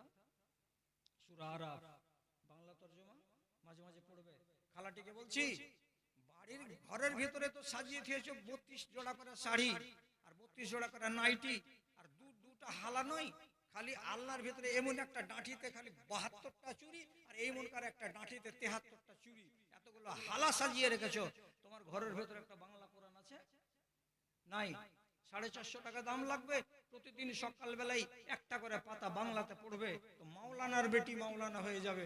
কি করে ভালোভাবে সংসার চালাতে হয় তা করতে পারবে। কিন্তু এগুলো পড়ার মতো মানসিকতা না আমার ভাইয়ের আছে আর না আমার বোনের আছে। দাদারে, মিথ্যা কথা বলছি কি? যদি 1000 টাকা দিয়ে একটা প্রেসার কুকার কিনেন, তো প্রেসার কুকারের ভিতরে 3 পাতার একটা বই থাকে, থাকে না? থাকে না? থাকে। এটাকে কি বলে? ক্যাটালগ। কি বলে আগে? ক্যাটালগ। কি লেখা আছে ওদি? কেমন করে প্রেসার কুকারের ভালভ খুলতে হবে, কেমন করে ওতে রাবারটা লাগাতে হবে, কেমন করে তাকে বন্ধ করতে হবে, এই নিয়মটি শেখানো আছে। এটা যদি তুমি না বুঝো তো প্রেসার কুকারকে তুমি ব্যবহার করতে পারবে না। একটা আনকার বেটি আনকা জগন্নাথপুর থেকে বহু করে নিয়ে এসে আলমগঞ্জের লোক দেখো সে বহুকে ভাত চড়া পানি দিয়েছে মাপ করে, আর দেওয়ার পরে তখন ঢাকনাটা আর লাগাতে পারে না, তখন দড়িয়ে আসে শাশুড়িকে বলছে, মা জি আব্বা ভুল করে কিসের ঢাকনা কিনে নিয়ে চলে এসছে, এটা আর ঢাকনা নয়। বলছে কেন? বলছে ঢাকনা ঢুকে না। তোর শাশুড়ি কইছে দেখি দেখি, তো শাশুড়ি এমনি করে লিয়া ঢাকনাটাকে লাগিয়ে দিল। তখন কইছে দেখতো এমন টেঁড়া তুমি কেন করে লাগিয়ে দিলা? তো 14 গোষ্ঠী কোনোদিন প্রেসার কুকার ব্যবহার করেছে? করেনি। প্রেসার কুকার ব্যবহার করার জন্য ক্যাটালগ লাগলো। এবার আপনি 60 বছর দুনিয়াতে বাঁচবেন মুসলমান হয়ে, তো মরবেন মুসলমান হয়ে।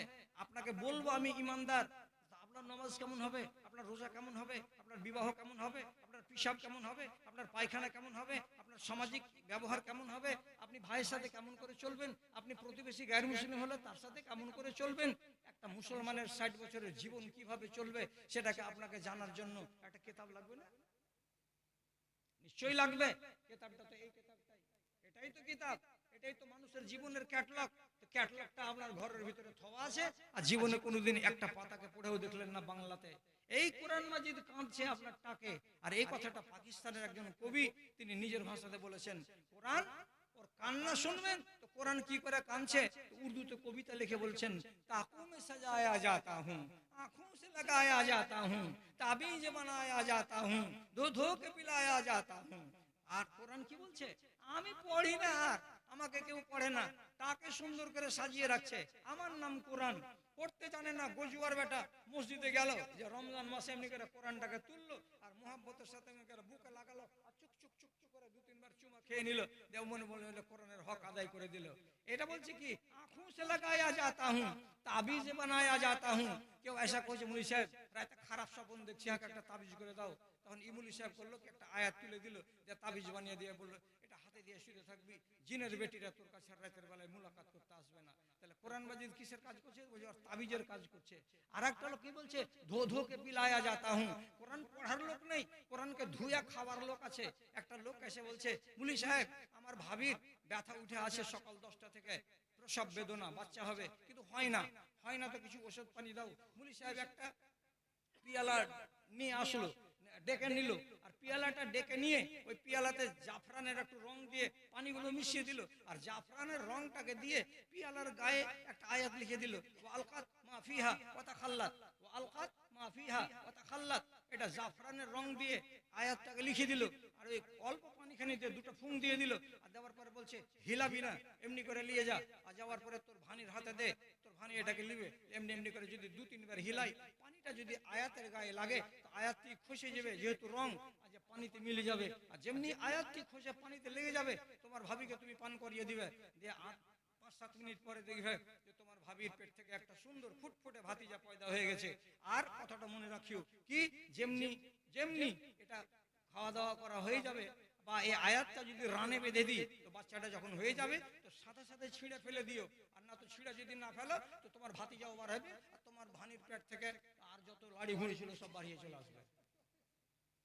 কত বড় জেহালতি আর গুমরাহির কথা এগুলো লোকগুলো লোক করে। আর পাকিস্তানের মাহেরুল কাদেরী বলছে কোরআন পড়ার লোক নাই, কোরআন তখন চোখের পানি ঝরিয়ে ঝরিয়ে কাঁদছে, কাদেরকে দেখে? এই মুসলমানগুলোকে দেখে। বাস্তব চিত্র এইটা। আপনি মানেন না কেন আল্লাহর কথাকে? কেন শুনছেন ওয়াজ? যদি না মানবেন তাহলে ভালো করে বুঝেন। আপনাকে 5 মিনিট আগে বলেছি, যারা শোনার মতো কান রাখে, আর দেখার মতো চোখ রাখে, আর বুঝবার মতো বিবেক রাখে, তারপরে যদি না বুঝে, আমি কি বলেছিলাম? এটা আমার ভাষা নয়, এটা কোরআনের ভাষা।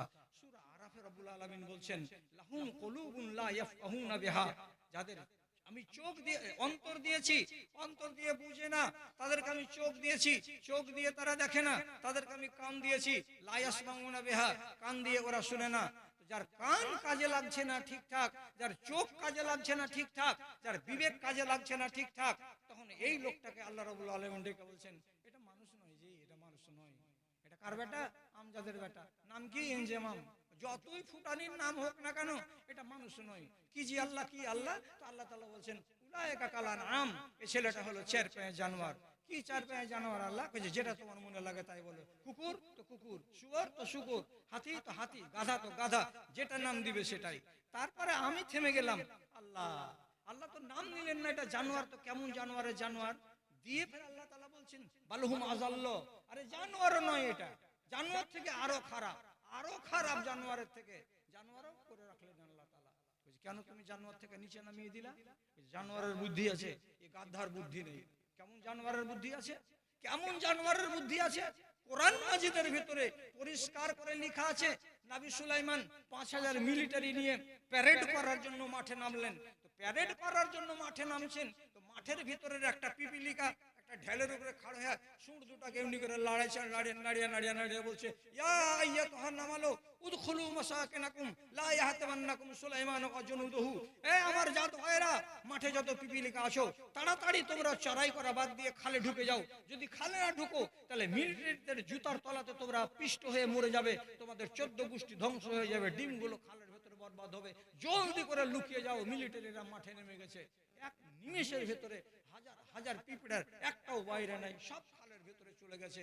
নবী সুলাইমান হা করে দেখছেন আর মুচকি মেরে হাসছেন, বলছে সুবহানাল্লাহ, একটা পিঁপড়াকে আল্লাহ তাআলা এত জ্ঞান দিয়েছে। তাহলে ওর তো জ্ঞান আছে, মানুষটার জ্ঞান নাই, আক্কেল নাই। তার জন্য রব্বুল আলামিন কি বলছেন? জানোয়ার থেকেও হলো নিকৃষ্ট, এর মতো নিকৃষ্ট আর কেউ নেই। জি, হাবিল আর কাবিল মারামারি করলো, কাবিল এত করে মারলো হাবিলকে যে হাবিল মার্ডার হয়ে গেল। মরে যখন গেছে তখন কাবিল বলছে এই মরা জিনিসকে কি করতে হয়? ঘাড়ে করে বহে বহে নিয়ে বেড়াই আর কাঁদে, ভাই জি তোমাকে মারলো কেন জি ভাই? তুমি যে মরে গেলে জি ভাই, তো তোমাকে বিছানে রাখবো তো কেমন করে রাখবো জি ভাই? তোমাকে কুঠিতে যদি রাখি তো কুঠিতে গিয়ে রাখা যাবে জি ভাই? তো তোমাকে আল্লাহর উপরে রাখবো নাকি জি ভাই? তোমাকে তোমাকে কোন জায়গাতে কি করবো যে ভাই জীবনে কোনোদিন দেখেনি মানুষ মরে গেলে কি করতে হয়, ঘাড়ে করে নিয়ে বেড়াচ্ছে বেকুফের মতো, পাগলের মতো। ইতিমধ্যে রব্বুল আলামিন বলছেন আল্লাহ তাআলা দুটো কাওয়াকে পাঠালেন, দিয়ে কাওয়া দুটা কাবিলের সামনে লড়ালড়ি শুরু করলো। আর লড়তে লড়তে একটা কাওয়া আর একটা কাওয়ার গলাকে কামড়ে দিয়ে জীবন সহ মেরে দিল। আর যেমনি মেরে দিল ওই কাওয়াটা মাটি টেনে টেনে টেনে টেনে খাল করলো। আর খাল করার পরে ওর ভাই কাওয়াকে টেনে দিয়ে খালের ভিতরে ভরে দিয়ে মাটি চাপা দিয়ে উড়ে চলে গেল। তখনই কাবিল ওখানে বসে বলছে, ইয়া লাইতানি আজাজতু আন আকুনা, হায় আল্লাহ, হায় আল্লাহ, আমি একটা মানুষ, আমার বুদ্ধিতে কুলালো না, আর একটা পাখি এরকম কাজ করে দিয়ে চলে গেল, তা আমিও কি এরকম কাজ করতে পারবো না? অতএব পাখির কাছ থেকে শিক্ষা নিয়ে কাবিল করলো কি নিজের ভাইকে মাটির তলাতে ভরলো। তাহলে এর জ্ঞান আছে কিন্তু এর জ্ঞান নেই। এই জন্য এই কথাটা বললেন আল্লাহ তাআলা যে একে আপনি তোমরা একে জানোয়ারও বলিও না, বরং জানোয়ার থেকে এরা নিকৃষ্ট। যারা নিজের আক্কেল দিয়ে কাজ নেয় না, যারা বিদ্যা বুদ্ধি দিয়ে কাজ নেয় না, যারা নিজের চোখ দিয়ে কাজ নেয় না, এই শয়তানদেরকে জিজ্ঞেস করুন তোমার চোখ দিয়ে দেখার ক্ষমতা আছে? হ্যাঁ আছে। কি দেখতে পারো? পাবজি গেম খেলে সারা সারা রাত। যে পাবজি গেমের তুমি বুঝতে পারছো কোন মিলিটারিকে মারতে হবে, মারো মারো মারো মারো করছো, এটা মিলিটারিকে গুলি করতে হবে তো করো করো করো করো করো, এই করে সারা সারা রাত পাবজি গেম খেলার মতো তোমার চোখ আছে। তোমার এই চোখটা দিয়ে কুল আউযু বিরাব্বিন নাস সূরাটা পড়ার যোগ্যতা আসে না, তোমাকে কে মানুষ বলবে? তুমি কানে ইয়ারফোন লাগিয়ে রেখেছো আর সারা সারা দিন গড়ে গড়ে মুখড়ে পে কালা কালা চশমা, গড়ে গড়ে মুখড়ে পে কালা কালা চশমা করতে আসো করতে আসো করতে আসো, একটার পর একটা একটার পর একটা শুনেই যাচ্ছ শুনেই যাচ্ছ। তোমার এই ইয়ারফোনটাতে একটা কোন কারির কেরাতকে লাগিয়ে দিয়ে একবার কেন শুনছো না? কাফ হা ইয়া আইন সাদ যিকরু রাহমাত রাব্বিকা আবদাহু জাকারিয়া। কোরআন যদি শুনো অন্তরে আলো হবে। খাবিসগুলোকে জিজ্ঞেস করেন, ইয়ারফোন লাগিয়ে মোবাইলে কানেক্ট করে দেওয়ার পর দিবা রাত্রি যে তোমরা এগুলো শুনছো ব্লুটুথের মাধ্যমে, তো তাহলে তোমার কোরআন মাজিদ কি তোমার মোবাইলের ভেতরে দু চার পারা কোরআন মাজিদ লোড করা আছে? সব কুলাঙ্গার বলবে কোরআন আমরা শুনি না। তো শুনছোটা কি? শুধু হিন্দি মুভি শুনছে, আর না তো টিকটক টিকটক গুলো এগুলো সারা সারা দিন দেখছে। আর এগুলো দেখতে গিয়ে সব মার্ডার মার্ডার মার্ডার মার্ডার। এমন পর্যন্ত কি রহিমার পেট থেকে একটা বাচ্চা হয়েছে, 6 মাস বয়স হলো। তো বাচ্চাটাকে আগেকার মারা যদি বাচ্চা একটু কান্নাকাটি করে তো দাদিরে এমনি করে লাই আর চাঁদিটাকে এমনি করে লাড়ে আর বলে, কালবা দূরে ছা কালাই উষা খা, কালাইতে আছে পোকা বেছে বেছে খা, আমার ছেলেকে নিন দিয়ে যা। এই কালবাদুরের ছা কইতে কইতে ছেলে নিন চলে যেত। এখনকার দিনে এই সমস্ত ছেলে পিলে আর কালবাদুরের ছায়ে নিন যায় না, ঝুল্লুতে শুটিয়ে দিচ্ছে। মা তখন বলছে কি করবো জি, বিনাজি কি করবো জি, ছেলে কাঁদছে তো আমি রুটি কখন বানাবো? তো ছেলেটাকে চুপিয়ালে দুধ খাওয়াচ্ছে, তো তারপরে দুধ খাওয়া পর্যন্ত চুপ, তারপরে যেমনি রাখছে ওই ইয়া করছে। এবার কি বললো, নতুন কানুন চলে এলো, অ্যান্ড্রয়েড মোবাইল বাচ্চাকে শুয়ে দিল ঝুল্লুতে, আর আবার শীতানে হাত যেন না পায় এত দূরে মোবাইলটাকে রেখে দিয়ে সুইচটাকে টিপে দিল। মোবাইল বাজতে লাগলো আর কাছে ঝিমঝিম ঝিমঝিম করে, ডিজে वाला বাবু মেরা গানা চালা দো, ডিজে वाला বাবু মেরা গানা চালা দো, গানা চালা দো। যখন ডিজে वाला বাবু যখন ঝুম ঝম ঝুম ঝম ঝুম ঝম করছে, ছেলে বুঝবা শুনছে। তাহলে নেচারটা কি তৈরি হলো? আর নেচারটাকে খারাপ কে করলো? আর গোড়াতে খারাপ আমি করেছি। এই বাচ্চাটা যেদিন জন্ম হয় সেদিন স্বামী আর স্ত্রী টিভি দেখছিল, আর না হয় মোবাইল নিয়ে শুয়ে শুয়ে ফেদার জিনিসগুলোকে দেখছিল। দেখতে দেখতে নেকেড জিনিস দেখার পরে স্বামী স্ত্রীর ভিতরে যৌন চেতনা তৈরি হলো। আর যৌন চেতনা তৈরি হওয়ার পরে তারা মিলন করলো। আর ওই মিলন করার ফলে ওর ডিএনএটা ওই রকম ন্যাংটা ডিএনএ এলো। আর ওই ডিএনএ থেকে বাচ্চাটা পয়দা হলো। তোমার মা যেমন ছিল খবিশ আর বাপ যখন যেমন ছিল খবিশ, নাপাক রুহ নিয়ে ওদের নসল পয়দা হয়ে গেল নাপাক। ওই নাপাক খবিশ আজকালকার জামানাতে কোরআন মাজিদের কিছু বুঝে না, শরীয়তের কোনো কিছুই বুঝে না। না হলে আপনি একটা ইনসাফের কথা বলেন, কোন মজলিসে কোন আলেম বলেন এই কথাটা? কোন জায়গাতে এটা কথা আলোচনা হয় না যে ছেলে বিয়ে করলে বাপের অনুমতি নিতে হবে না? বাপ যদি বলে তুই যে বিয়ে করলি তো আমাকে বলেছিলি, বেটা ছেলে জীবনে কোনোদিন তার বাপের কাছে অনুমতি নিতে হবে শরীয়তে এটা কথা লিখা নাই, লিখা নাই, লিখা নাই। আর মেয়ে ছেলে যদি বিবাহ করে তাহলে পরে ওরা হলো নিষ্জ্ঞান, আক্কেলের কম। এই জন্য আল্লাহর শরিয়ত বলছে তোমার বাবার অনুমতি নিয়ে তারপরে তোমার বিবাহ হবে। তোমার কাছে নাম্বার আছে 50, তোমার বাপের কাছে নাম্বার আছে 50। এই 50 যখন এক হয়ে যাবে অর্থাৎ মিলে যাবে 100 ফুল, তখন তোমার বিয়েটা হবে। 1000 বার করে শুনিয়ে দিলাম, এতবার করে শুনিয়ে দেওয়ার পরে বিবাহ হবে না বললাম, তারপরে 1000টা ছেলে আলমগঞ্জ বাদ, জগন্নাথপুর বাদ, আর বিশনপুরকে বাদ দেবো? তো বলছে না, কোনটা বাদ? আলমগঞ্জ বাদ নয়, জগন্নাথপুর আর বিশনপুর বাদ নয়। প্রতি বছর 4টা 5টা করে ছেলে ওই যে অমুকের বেটা অমুকের বেটিকে নিয়ে পালিয়ে গেছে, 3 মাস পরে বাড়ি ফিরে আসছে, বলছে আমরা বিয়ে করে নিয়েছি, কোর্ট ম্যারেজ করে নিয়েছি, বাপ মেনে নিল, মা মেনে নিল, তার মানে কি এটা বিয়ে হালাল? হালাল তুমি করে নিলে, যেদিন বিয়েটা হয় সেদিন তোমার বাপ ছিল? বলছে না, ছিল না। আমি বিয়ে করেছি, আমি সংসার করব, আমি রাজি আছি। নিজের ফতোয়া মেরে দিয়ে বিয়ে করে নিয়ে সংসার কাটাচ্ছে। আল্লাহর কসম, এই বিয়েটা হলো হারাম। আর যতদিন পর্যন্ত ছেলে আর মেয়ে মিলামিশা করছে, এরা ব্যভিচার করছে এবং জেনা করছে, আর এদের পেট থেকে যদি একটা বেটা পয়দা হয়, এটা হলো জারজ বাচ্চা। 2টা বাচ্চা পয়দা হয়, এটা হলো জারজ বাচ্চা। যদি 5টা বাচ্চা পয়দা হয়, তো জারজ বাচ্চা। আল্লাহর কসম, আমি নাম নেব না কোন জেলার, আমার কাছে বারবার ফোন আসছে।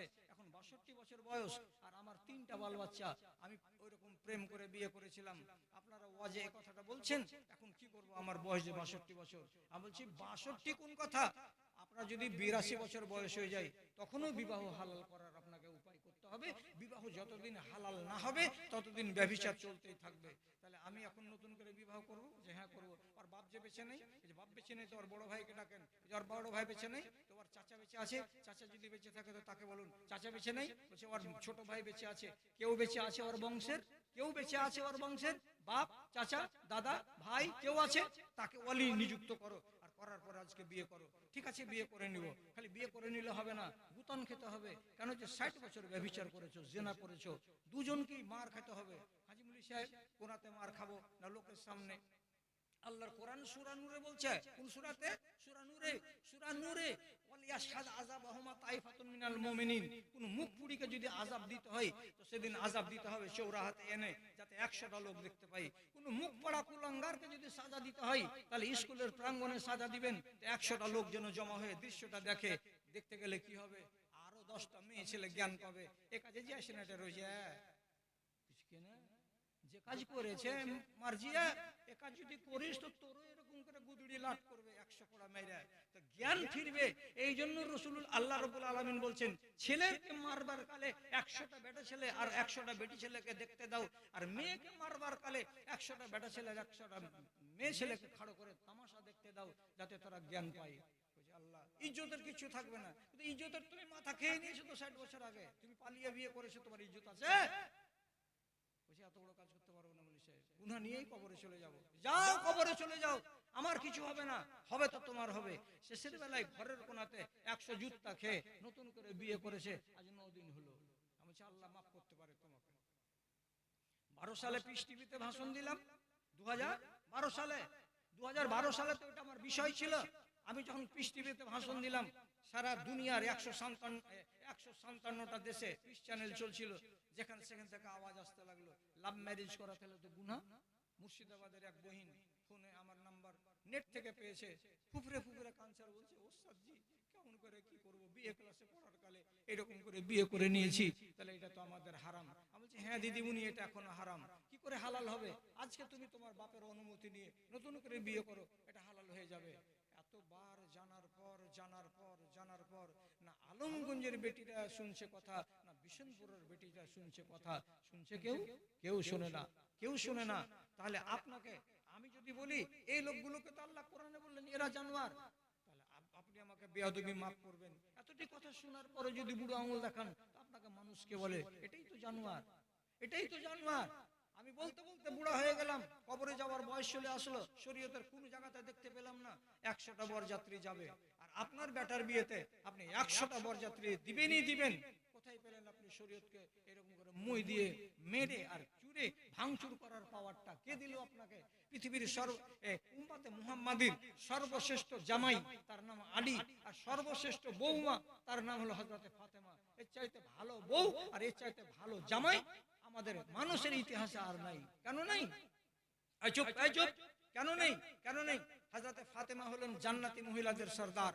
তো জান্নাতি মহিলাদের সরদার হযরতে ফাতেমার বিয়ে হলো কোথায়? তো মসজিদে নববীতে। যেদিন মসজিদে নববীতে বিয়ে হচ্ছে, তখন রাসূলুল্লাহ আছেন, আর রাসূলুল্লাহর গোলাম আছেন, আবু বকর সিদ্দিক আছেন, হযরতে উমর আছেন। আর গোলামকে বললেন, আমার মামু সাদ বিন আবি ওয়াক্কাস কে ডেকে আনো। সাদ বিন আবি ওয়াক্কাস কে ডেকে আনা হলো। কয়টা লোক হলো? হযরতে আলী রাসূলুল্লাহ, আবু বকর, হযরত উমর, সাদ বিন আবি ওয়াক্কাস, গোলাম, 6টা লোক হলো। তো 6টার ভিতরে আলী তো জামাই, আর 6টার ভিতরে নবী মুহাম্মদ তো শ্বশুর। এই দুটাকে বাদ দিতে গেলে বাস হলো কয়টা? 4টা। 4টা লোকের মাঝখানে রাসূলুল্লাহ খুতবা পড়িয়ে নিজের বেটির বিয়ে দিয়ে দিলেন। মোহরের নাম নিলেন না, মোহরের নাম নিলেন না, আলোচনাই করলেন না। 8 দিন পরে হযরত আলী বলছেন, সহি হাদিস বলছি, আলমগঞ্জের লোক, আর দ্বিতীয়বার এখানে আসতে পারবো কিনা আমি জানি না। হযরতে আলী রাসূলুল্লাহর কাছে যে বলছেন, ইবনে বি ফাতেমা, আপনি ফাতেমাকে আমার সাথে পাঠিয়ে দেন, বিদায় দেন, আমি আমার বিবিকে নিয়ে গিয়ে আমার ঘর সাজাবো। রাসূলুল্লাহ বললেন, মোহর দাও, মোহর দিয়ে বেটি নিয়ে যাও।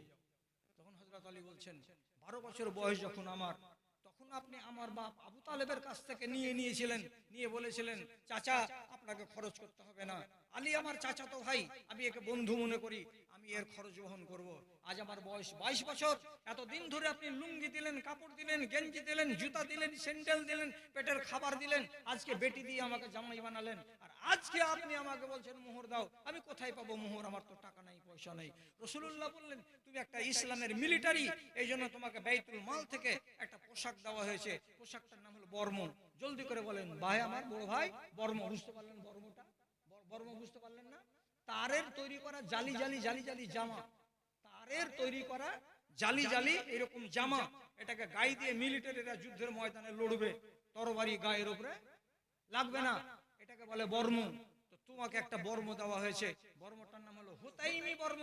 এই হোতাইমি বর্মটা তুমি এনে দাও আমার বেটির মোহরানা। হোতাইমি বর্মকে তখনকার বাজারে 6 দিরহামে কিনতে পাওয়া যায়। কয় দিরহাম? 6 দিরহাম। 6 দিরহামের হোতাইমি বর্ম হযরত আলী বাড়ি থেকে আনলেন, এলে রাসূলুল্লাহর কাছে এমনি করে রেখে দিলেন। তখন রাসূলুল্লাহ ওটাকে হাতে করে আগনাতে নিয়ে গিয়ে বেটিকে বলছেন, বেটি ফাতেমা, আমার জামাইবাবু গরিব, বেশি মুখটাকে ভারী করিস না মা, এটাকে কবুল করে নে। এই হোতাইমি বর্মটাকে তোমার মোহরানা দেওয়া হলো, এই মোহরের বিনিময়ে তুমি হযরত আলীর সাথে চলে যাও, হাঁটতে হাঁটতে আমি তোমাকে বিদায় দিলাম। হযরত আলী নিজের স্ত্রীকে নিয়ে বাড়ি চলে গেলেন। পৃথিবীর শ্রেষ্ঠ বিবাহ, পৃথিবীর শ্রেষ্ঠ দম্পতি, এরা দুজনের বিয়ে হলো একটা মাত্র 6 দিরহামের হোতাইমি বর্ম দিয়ে। আর বরযাত্রী কটা হলো? তো মসজিদে মোট 4টা লোকের ভিতরে বিয়ে হয়ে গেল। আপনার বেটি আর আপনার বেটা কোন চ্যাট, কোন ক্ষেতের মূলে? মনমোহন সিং এর কি নিজের ভাগ না, যে ওর ইজ্জত খালি উপরে উপরে পড়ে যাচ্ছে বাসন থেকে, যে আপনি তার বিয়েতে নিয়ে চলে গেলেন 100টা বরযাত্রী। আলেমরা ওয়াজ করবে, তারপরে শুনবেন না, মানবেন না, তো ওয়াজ শুনতে কেন আসবেন? আর ওয়াজ করার জন্য মৌলবীদেরকে কে কিসের জন্য আপনি ডাকবেন? তারপরে বরযাত্রীতে যাবে 20টা বেটি ছেলে। 20টা বেটি ছেলে না হলে বরযাত্রী বানাবে না। এরা সাজবে কত করে? এমন করে সাজবে, এর সাজরি দেখতে গেলে আমার আপনার মন বলবে যে রহমতুল্লাহর বিয়ের সাথে সাথে এই 20টা বেটি ছেলেরা আজকের এই বিয়ে হবে। না হলে এতক্ষণে এরা সেজেছে। একটার মাথাতে ওড়নি থাকবে না, একটার গায়ে পর্দা থাকবে না, বেপর্দা হয়ে, নির্লজ্জ হয়ে তারা গয়না দেখাতে দেখাতে, লাল ঠোঁট দেখাতে দেখাতে চলে যাবে ওই পরের বাড়িতে বরযাত্রী সেজে। প্যান্ডেলে যখন খেতে বসে, হুড়াহুড়ি করে চেয়ারে বসে, হুড়ুহুড়ি করে চেয়ারে বসেছে খেতে গিয়ে, তো এখানে একটা এই গায়ের বেটি ছেলে বসেছে 16 বছরের, আর ওর আগা দিকে আর একটা বসেছে এরকম মোটা মোটা কালো কালো করে মুছওয়ালা। একবার করে দেখছে আর একবার নিজের দিকে তাকাইছে। পাশেকার মেয়ে একটাকে ডেকে বলছে, রোজিনা তুই এটা করে চলে আয় তাহার আগা দিকে, মানুষটাকে দেখে ভয় লাগছে। বলছে, জি তুমি ওই সিটটাতে চলে যাও। লোকটা বলছে, কেন? বলছে, তুমি আমি মেয়ে লোক, তোমরা আগা দিকে কেন করে খাবো? খাবে তো তুই উঠে চলে যা, এখানে কিসের জন্য আছিস? বেটা ছেলের প্যান্ডেলে আলি কেন? বসেছিস, চুপচাপ খানা খা। লোকটা এখন খানা খাবে না আবার গলার এত বড় ফাঁড় দেবে? কহেন আপনি কোনটা করবে? এই পোশাকটার নাম কি? কাঁটা লাগা। এই ফরকটার নাম কি? কাঁটা লাগা। এত বড় গলা, যেমনি এমনি করে ছেপটা লোকমা করছে, আল্লাহর কসম ওর যত আওরত আছে সব দেখা যাচ্ছে। লোকটা খানাও খাচ্ছে আর বিনা পয়সাতে ভিডিও দেখছে বসে বসে। হাই নির্লজ্জ, তুমি খাচ্ছ কেমন করে একটা এই আজনাবি বেটা ছেলের সামনে? তুমি একটা মেয়ে ছেলে, তোমাকে একটু হায়া শরম লাগে না? কি করে তুমি এটা কাজ করতে গেলে? তো বলছে, তুমি ওয়াজ করো, তোমার কাজ হলো ওয়াজ করা, আর কি করবো না করবো এটা হলো আমাদের ব্যক্তি স্বাধীনতা। ঠিকই আছে, তুমি যেদিন মরে যাবা সেদিন বদরুদ্দোজার মতন মৌলবি তোমার জানাজাতে আসবে না। কেন? আমি জানি যে জমশেদের বেটি পাক্কা লম্পট, এর মতো মেয়ে ছেলের জন্য জানাজার নামাজ নাই। কি বড্ড কড়া লাগছে? তো বড্ড কড়া লাগছে, বয়কট ডেকে দিন। আর আপনাকে বলেছি যে এই লোকগুলোকে আল্লাহ তাআলা কোরআনে বললেন এরা হলো জানোয়ার। তারপরে বলছি এই মুলবি সাহেবটা এই আপনাকে বাহির করে দিবে। সূরা আনফালের ভিতরে লেখা আছে, সূরা আনফালের ভিতরে লেখা আছে, ইন্না শাররাদ দাওয়াবে ইনদাল্লাহি আসুম্মু আল বুকুমু আল্লাজি আসুম্মুল বুকুমু লা ইয়াকিলুন। সব থেকে পৃথিবীতে জঘন্য জানোয়ার কে? সব থেকে পৃথিবীতে জঘন্য জানোয়ার কে? আওয়াজ করুন কে? একটা সব থেকে নোংরা জানোয়ারের নাম বলুন। শুয়োর। আপনি একটা বলেন, আর মনে পড়ে না? কত লোক ভাই বলে যে কুত্তা। জানোয়ারের ভেতরে ভালো মন্দ আছে, কথা বুঝলেন তো? সব থেকে ফজিলতের জানোয়ার হলো উট। কি বললাম? সব থেকে ফজিলতের জানোয়ার হলো উট। কেন ফজিলতের? উটের যদি পিশাব 8 দিন সকালবেলায় খালি পেটে 1 গ্লাস করে পান করো, কামলা রোগ সেরে যাবে। কে বলেছেন? নবী মুহাম্মদ মুস্তাফা বলুন সাল্লাল্লাহু আলাইহি ওয়াসাল্লাম। উটের দুধ 8 দিন সকাল আর বিকাল কাঁচা কাঁচা করে গ্লাসে যদি ভর্তি করে কেউ পান করে, তাহলে ওই লোকটাকে কামলা রোগ হতে গেলে কামলা রোগ সরে যাবে। এটা কে বলেছেন? নবী মুহাম্মদ মুস্তাফা সাল্লাল্লাহু আলাইহি ওয়াসাল্লাম। আবার বলছি, উটের ফজিলত কত আছে, উট জীবনে হারাই না।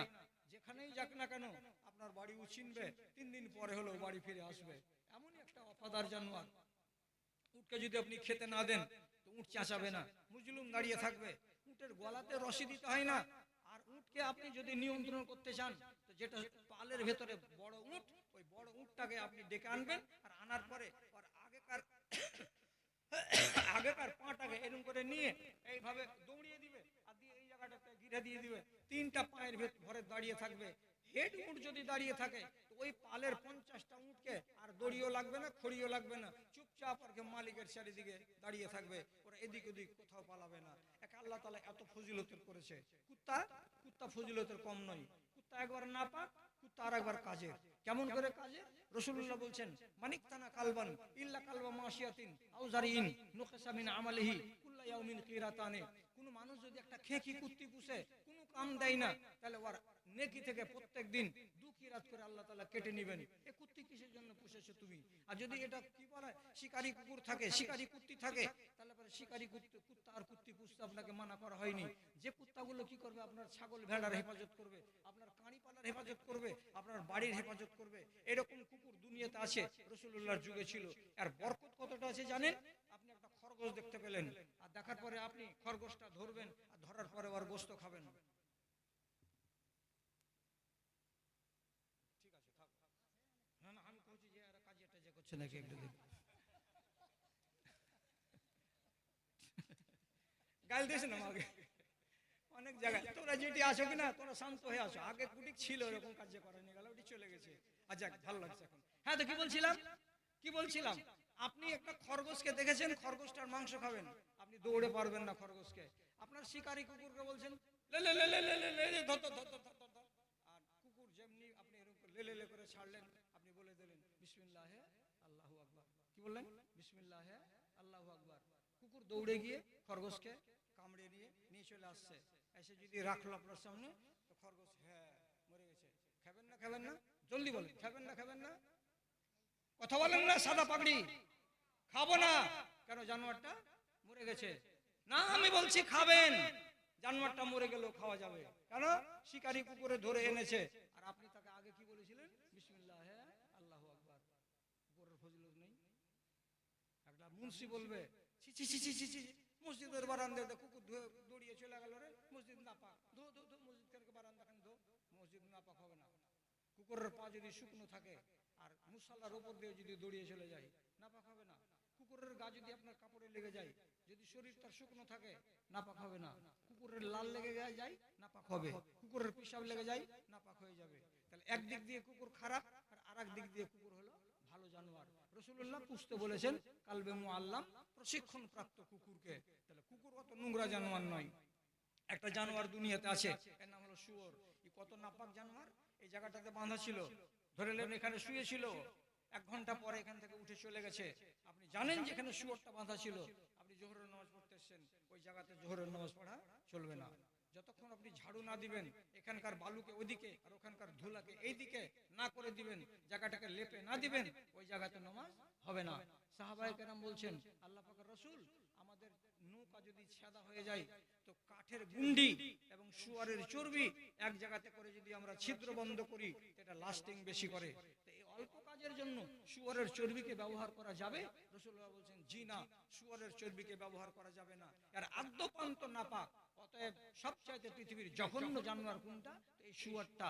এবার আপনাকে আল্লাহ তাআলা সূরা আনফালে বললেন ইন্না শাররাদ দাওয়াবি ইন্নাল্লাহি, পৃথিবীতে সবচাইতে নোংরা জানোয়ার কোনটা? কোনটা জানোয়ার? তো বলছেন আসুম্মু আল বুকুমু আল্লাযী লা ইয়াকিলুন, যে বহিরা আর যে গোঙা, যে আকল রাখে না, এই জানোয়ারটা হলো সবচেয়ে নোংরা জানোয়ার। এখন এর তরজমাতে আপনি বলবেন তাহলে সুর সবথেকে নোংরা জানোয়ার? ওর তরজমাতে দুনিয়ার মুফাসসির বলছে সবচাইতে নোংরা জানোয়ার শুয়োর নয়, সবচাইতে পৃথিবীর নোংরা জানোয়ার ওই মানুষটা যার কান আছে শুনে কিন্তু কাজে লাগায় না, যার চোখ আছে চোখ দিয়ে কাজে লাগায় না, এবং যার বিবেক আছে বিবেকটাকে কাজে লাগায় না। এইটা হলো সবচাইতে আল্লাহর নজরে নোংরা জানোয়ার। তাহলে পৃথিবীর সবচাইতে শ্রেষ্ঠ জানোয়ারের নাম ইনসান, আর পৃথিবীর সবচাইতে নোংরা জানোয়ারের নাম ইনসান। কিসের দোষে হলো এমন? চরিত্র গুণে হয়ে গেল। চরিত্র গুণে হলো। চরিত্র যদি আমি ভালো করতাম তাহলে এগুলো তরজমা আসতো না। কেন যে ওয়াজ করে করে করে করে আমি আমার জাতিকে সোজা করতে পারলাম না। কেউ কোনো কথা শুনতে রাজি নয়, কেউ শুনে না কোনো কথা। তাহলে আপনাকে কোনগুলো কথা বলবো আর কোনগুলো ওয়াজ আপনাকে শোনাবো, যে যেগুলো ওয়াজ শুনতে গেলে আপনি বলবেন হ্যাঁ এটা ওয়াজ শোনার মতো আর এটা কথা মানার মতো। ঠিক আছে, আপনাকে মানার মতো ওয়াজ করছি। আমার কথার দিকে খেয়াল করুন, আমার কথার দিকে খেয়াল করুন। হযরত জুবাইর রাদিয়াল্লাহু তাআলা আনহু, তার 4টা স্ত্রী, এক এক দিন এক এক বিবির পালি পড়তো। খেজুরের বাগান থেকে খেজুর পেড়ে আনতে হবে, আর এতটি করে লকড়ি নিয়ে আসতে হবে জ্বালানি। তো আবু বকর সিদ্দিকের বেটি, তার নাম আসমা, আসমার পালি পড়েছে খেজুরের বাগান এখান থেকে 1 কিলোমিটার দূরে। স্বামীর বাগান থেকে খেজুর পেড়ে আর এতটি লকড়ি নিয়ে এই প্রখর রোদ্রে হাঁটতে হাঁটতে হাঁটতে হাঁটতে বাড়ি চলে আসছেন কে? হযরত আসমা। হযরত আসমাকে রাসূলুল্লাহ চলে আসছিলেন কোথা থেকে? উঠে চড়ে। দেখছেন এটা কে? তো আমার 150 কে দেখে আরবিতে বলছি আপনাকে, সহিহ বুখারীতে হাদিসে লেখা আছে, আসমার গোড়াতে উটটাকে নিয়ে যাওয়ার পর রাসূলুল্লাহ এমনি করে হাত দিয়ে ইশারা করে আসমাকে বলছেন আসমা থেমে যাও। আর তারপরে উটের লাগামটাকে টেনে আরবিতে বলছে ইখ ইখ, বসো বসো, বসে যাও উট, তুমি বসে যাও। উটটা বসে গেল। উটটা যখন বসে গেল তখন রাসূলুল্লাহ হযরত আসমাকে বলছেন আসমা, উটের পিছন দিকে জায়গা আছে, বসে যাও। আমি তোমাকে এত প্রখর রোদ্রে জ্বলতে পুড়তে দিতে পারবো না, উটের পিঠে চড়ে নাও। তোমাকে নিয়ে আমি তোমার স্বামীর বাড়ির সামনে গিয়ে আবার উটকে বসিয়ে নামিয়ে দিব, তুমি আরামে বাড়ি চলে যাবে। হযরতে আসমা রাদিয়াল্লাহু তাআলা আনহু 3 4 5 6 7 ভাবনা চিন্তা করলো।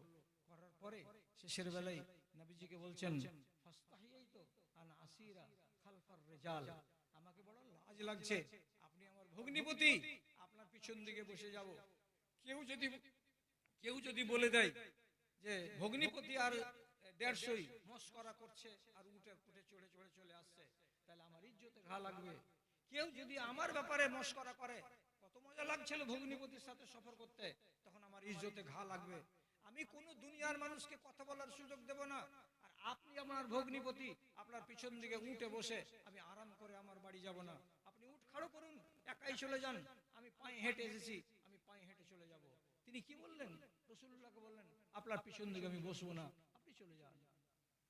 তাহলে রাসূলুল্লাহ রাহমাতুল লিল আলামিন আবার সম্পর্কে ভগ্নিপতি, তার উটের পিছনে হযরত আসমা বসতে রাজি হলেন না, বসলেন না। এখন আপনি আর আমি, আমরা সবাই মিলে আমাদের নিজের মেয়েগুলোর পোস্টমর্টম করে দেখি। কি করে দেখি? কলেজ থেকে ছুটি হচ্ছে, শামসি স্টেশন এখন বড় হয়ে গেছে, বিশাল বড়, ছোট মোটো প্ল্যাটফর্ম নেই।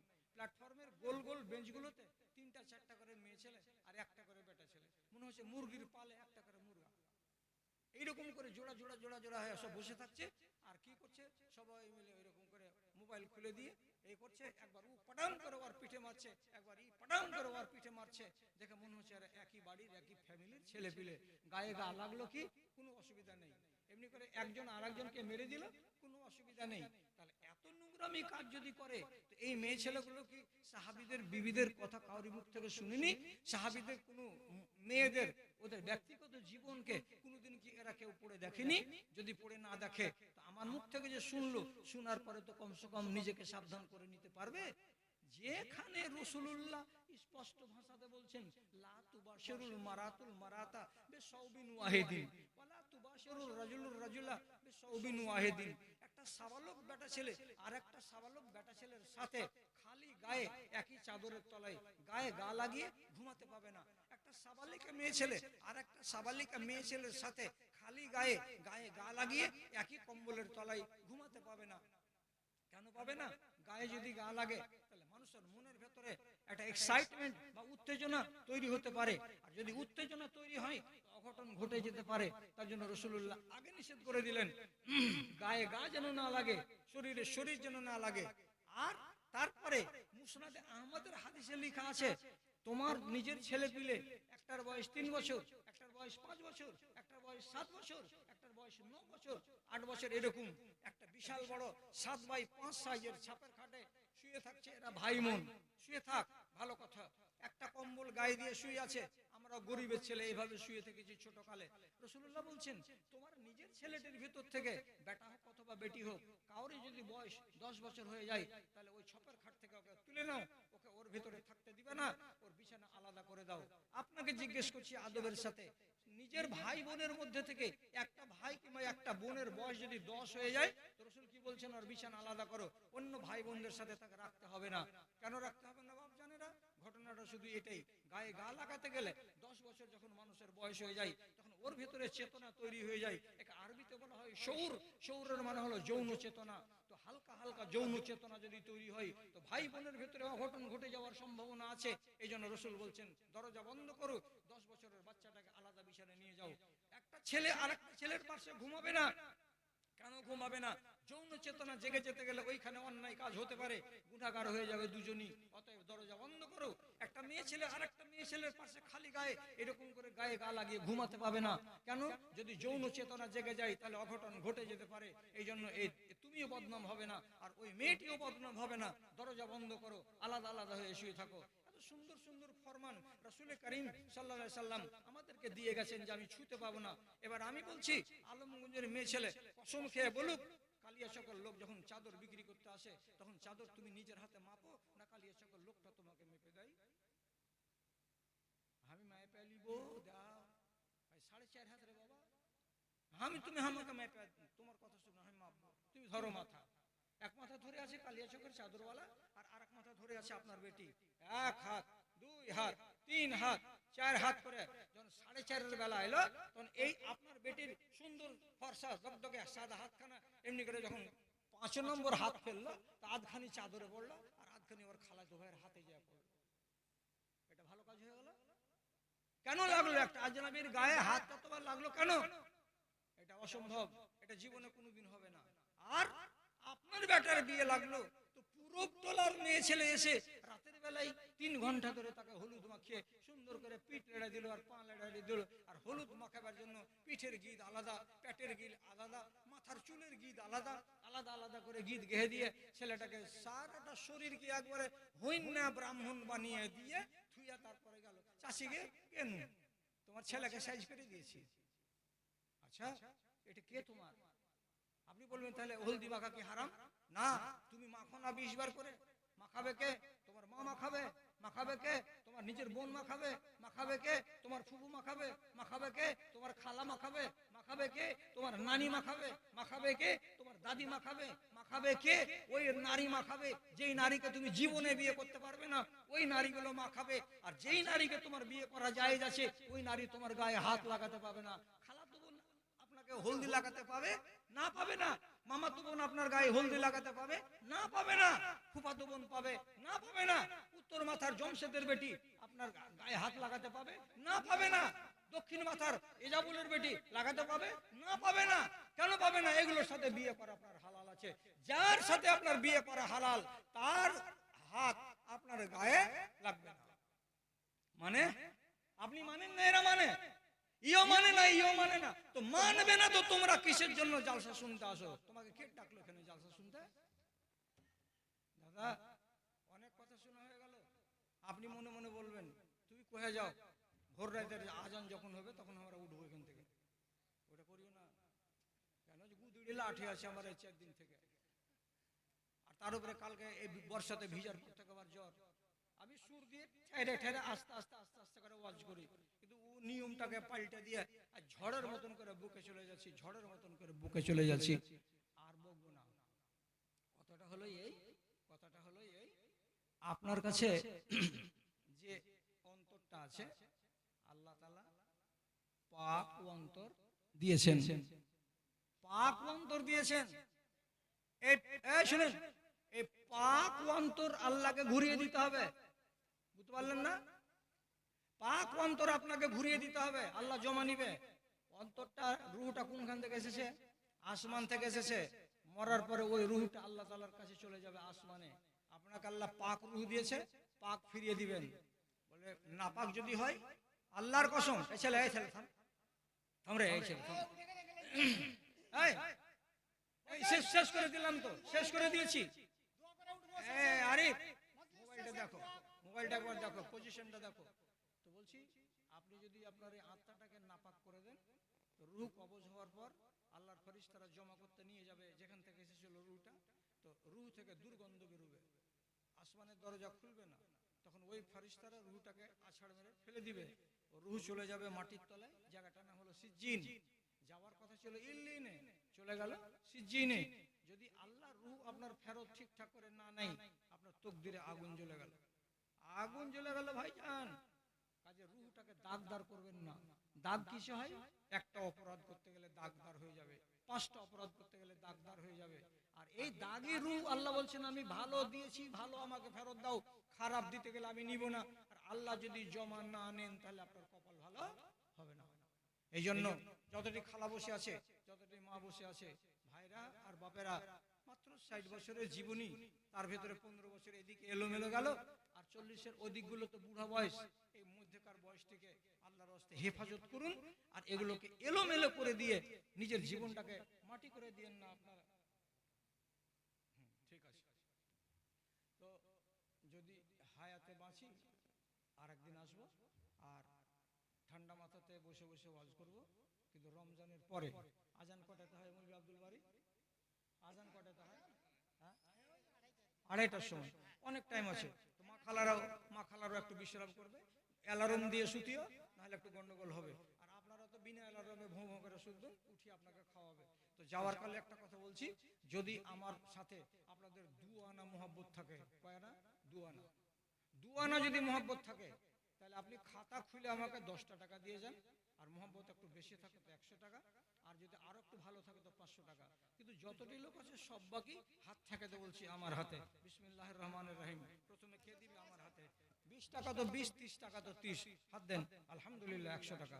তোমার আদেশে দিন চলে যায়, ওরে আমার ধনরে, আমার পোতারে, তোমার আদেশে দিন চলে যায়, আধার নেমে আসে রাতে, কত যে শক্তি লুকায় রেখেছো তোমার নিপুণ 2 হাতে। দেন, বসে আছেন কেন? তাড়াতাড়ি করে দেন। আলহামদুলিল্লাহ, মাশাআল্লাহ, জাযাকাল্লাহ। রব্বে কারীম, আমার ভাইজান 50 টাকা।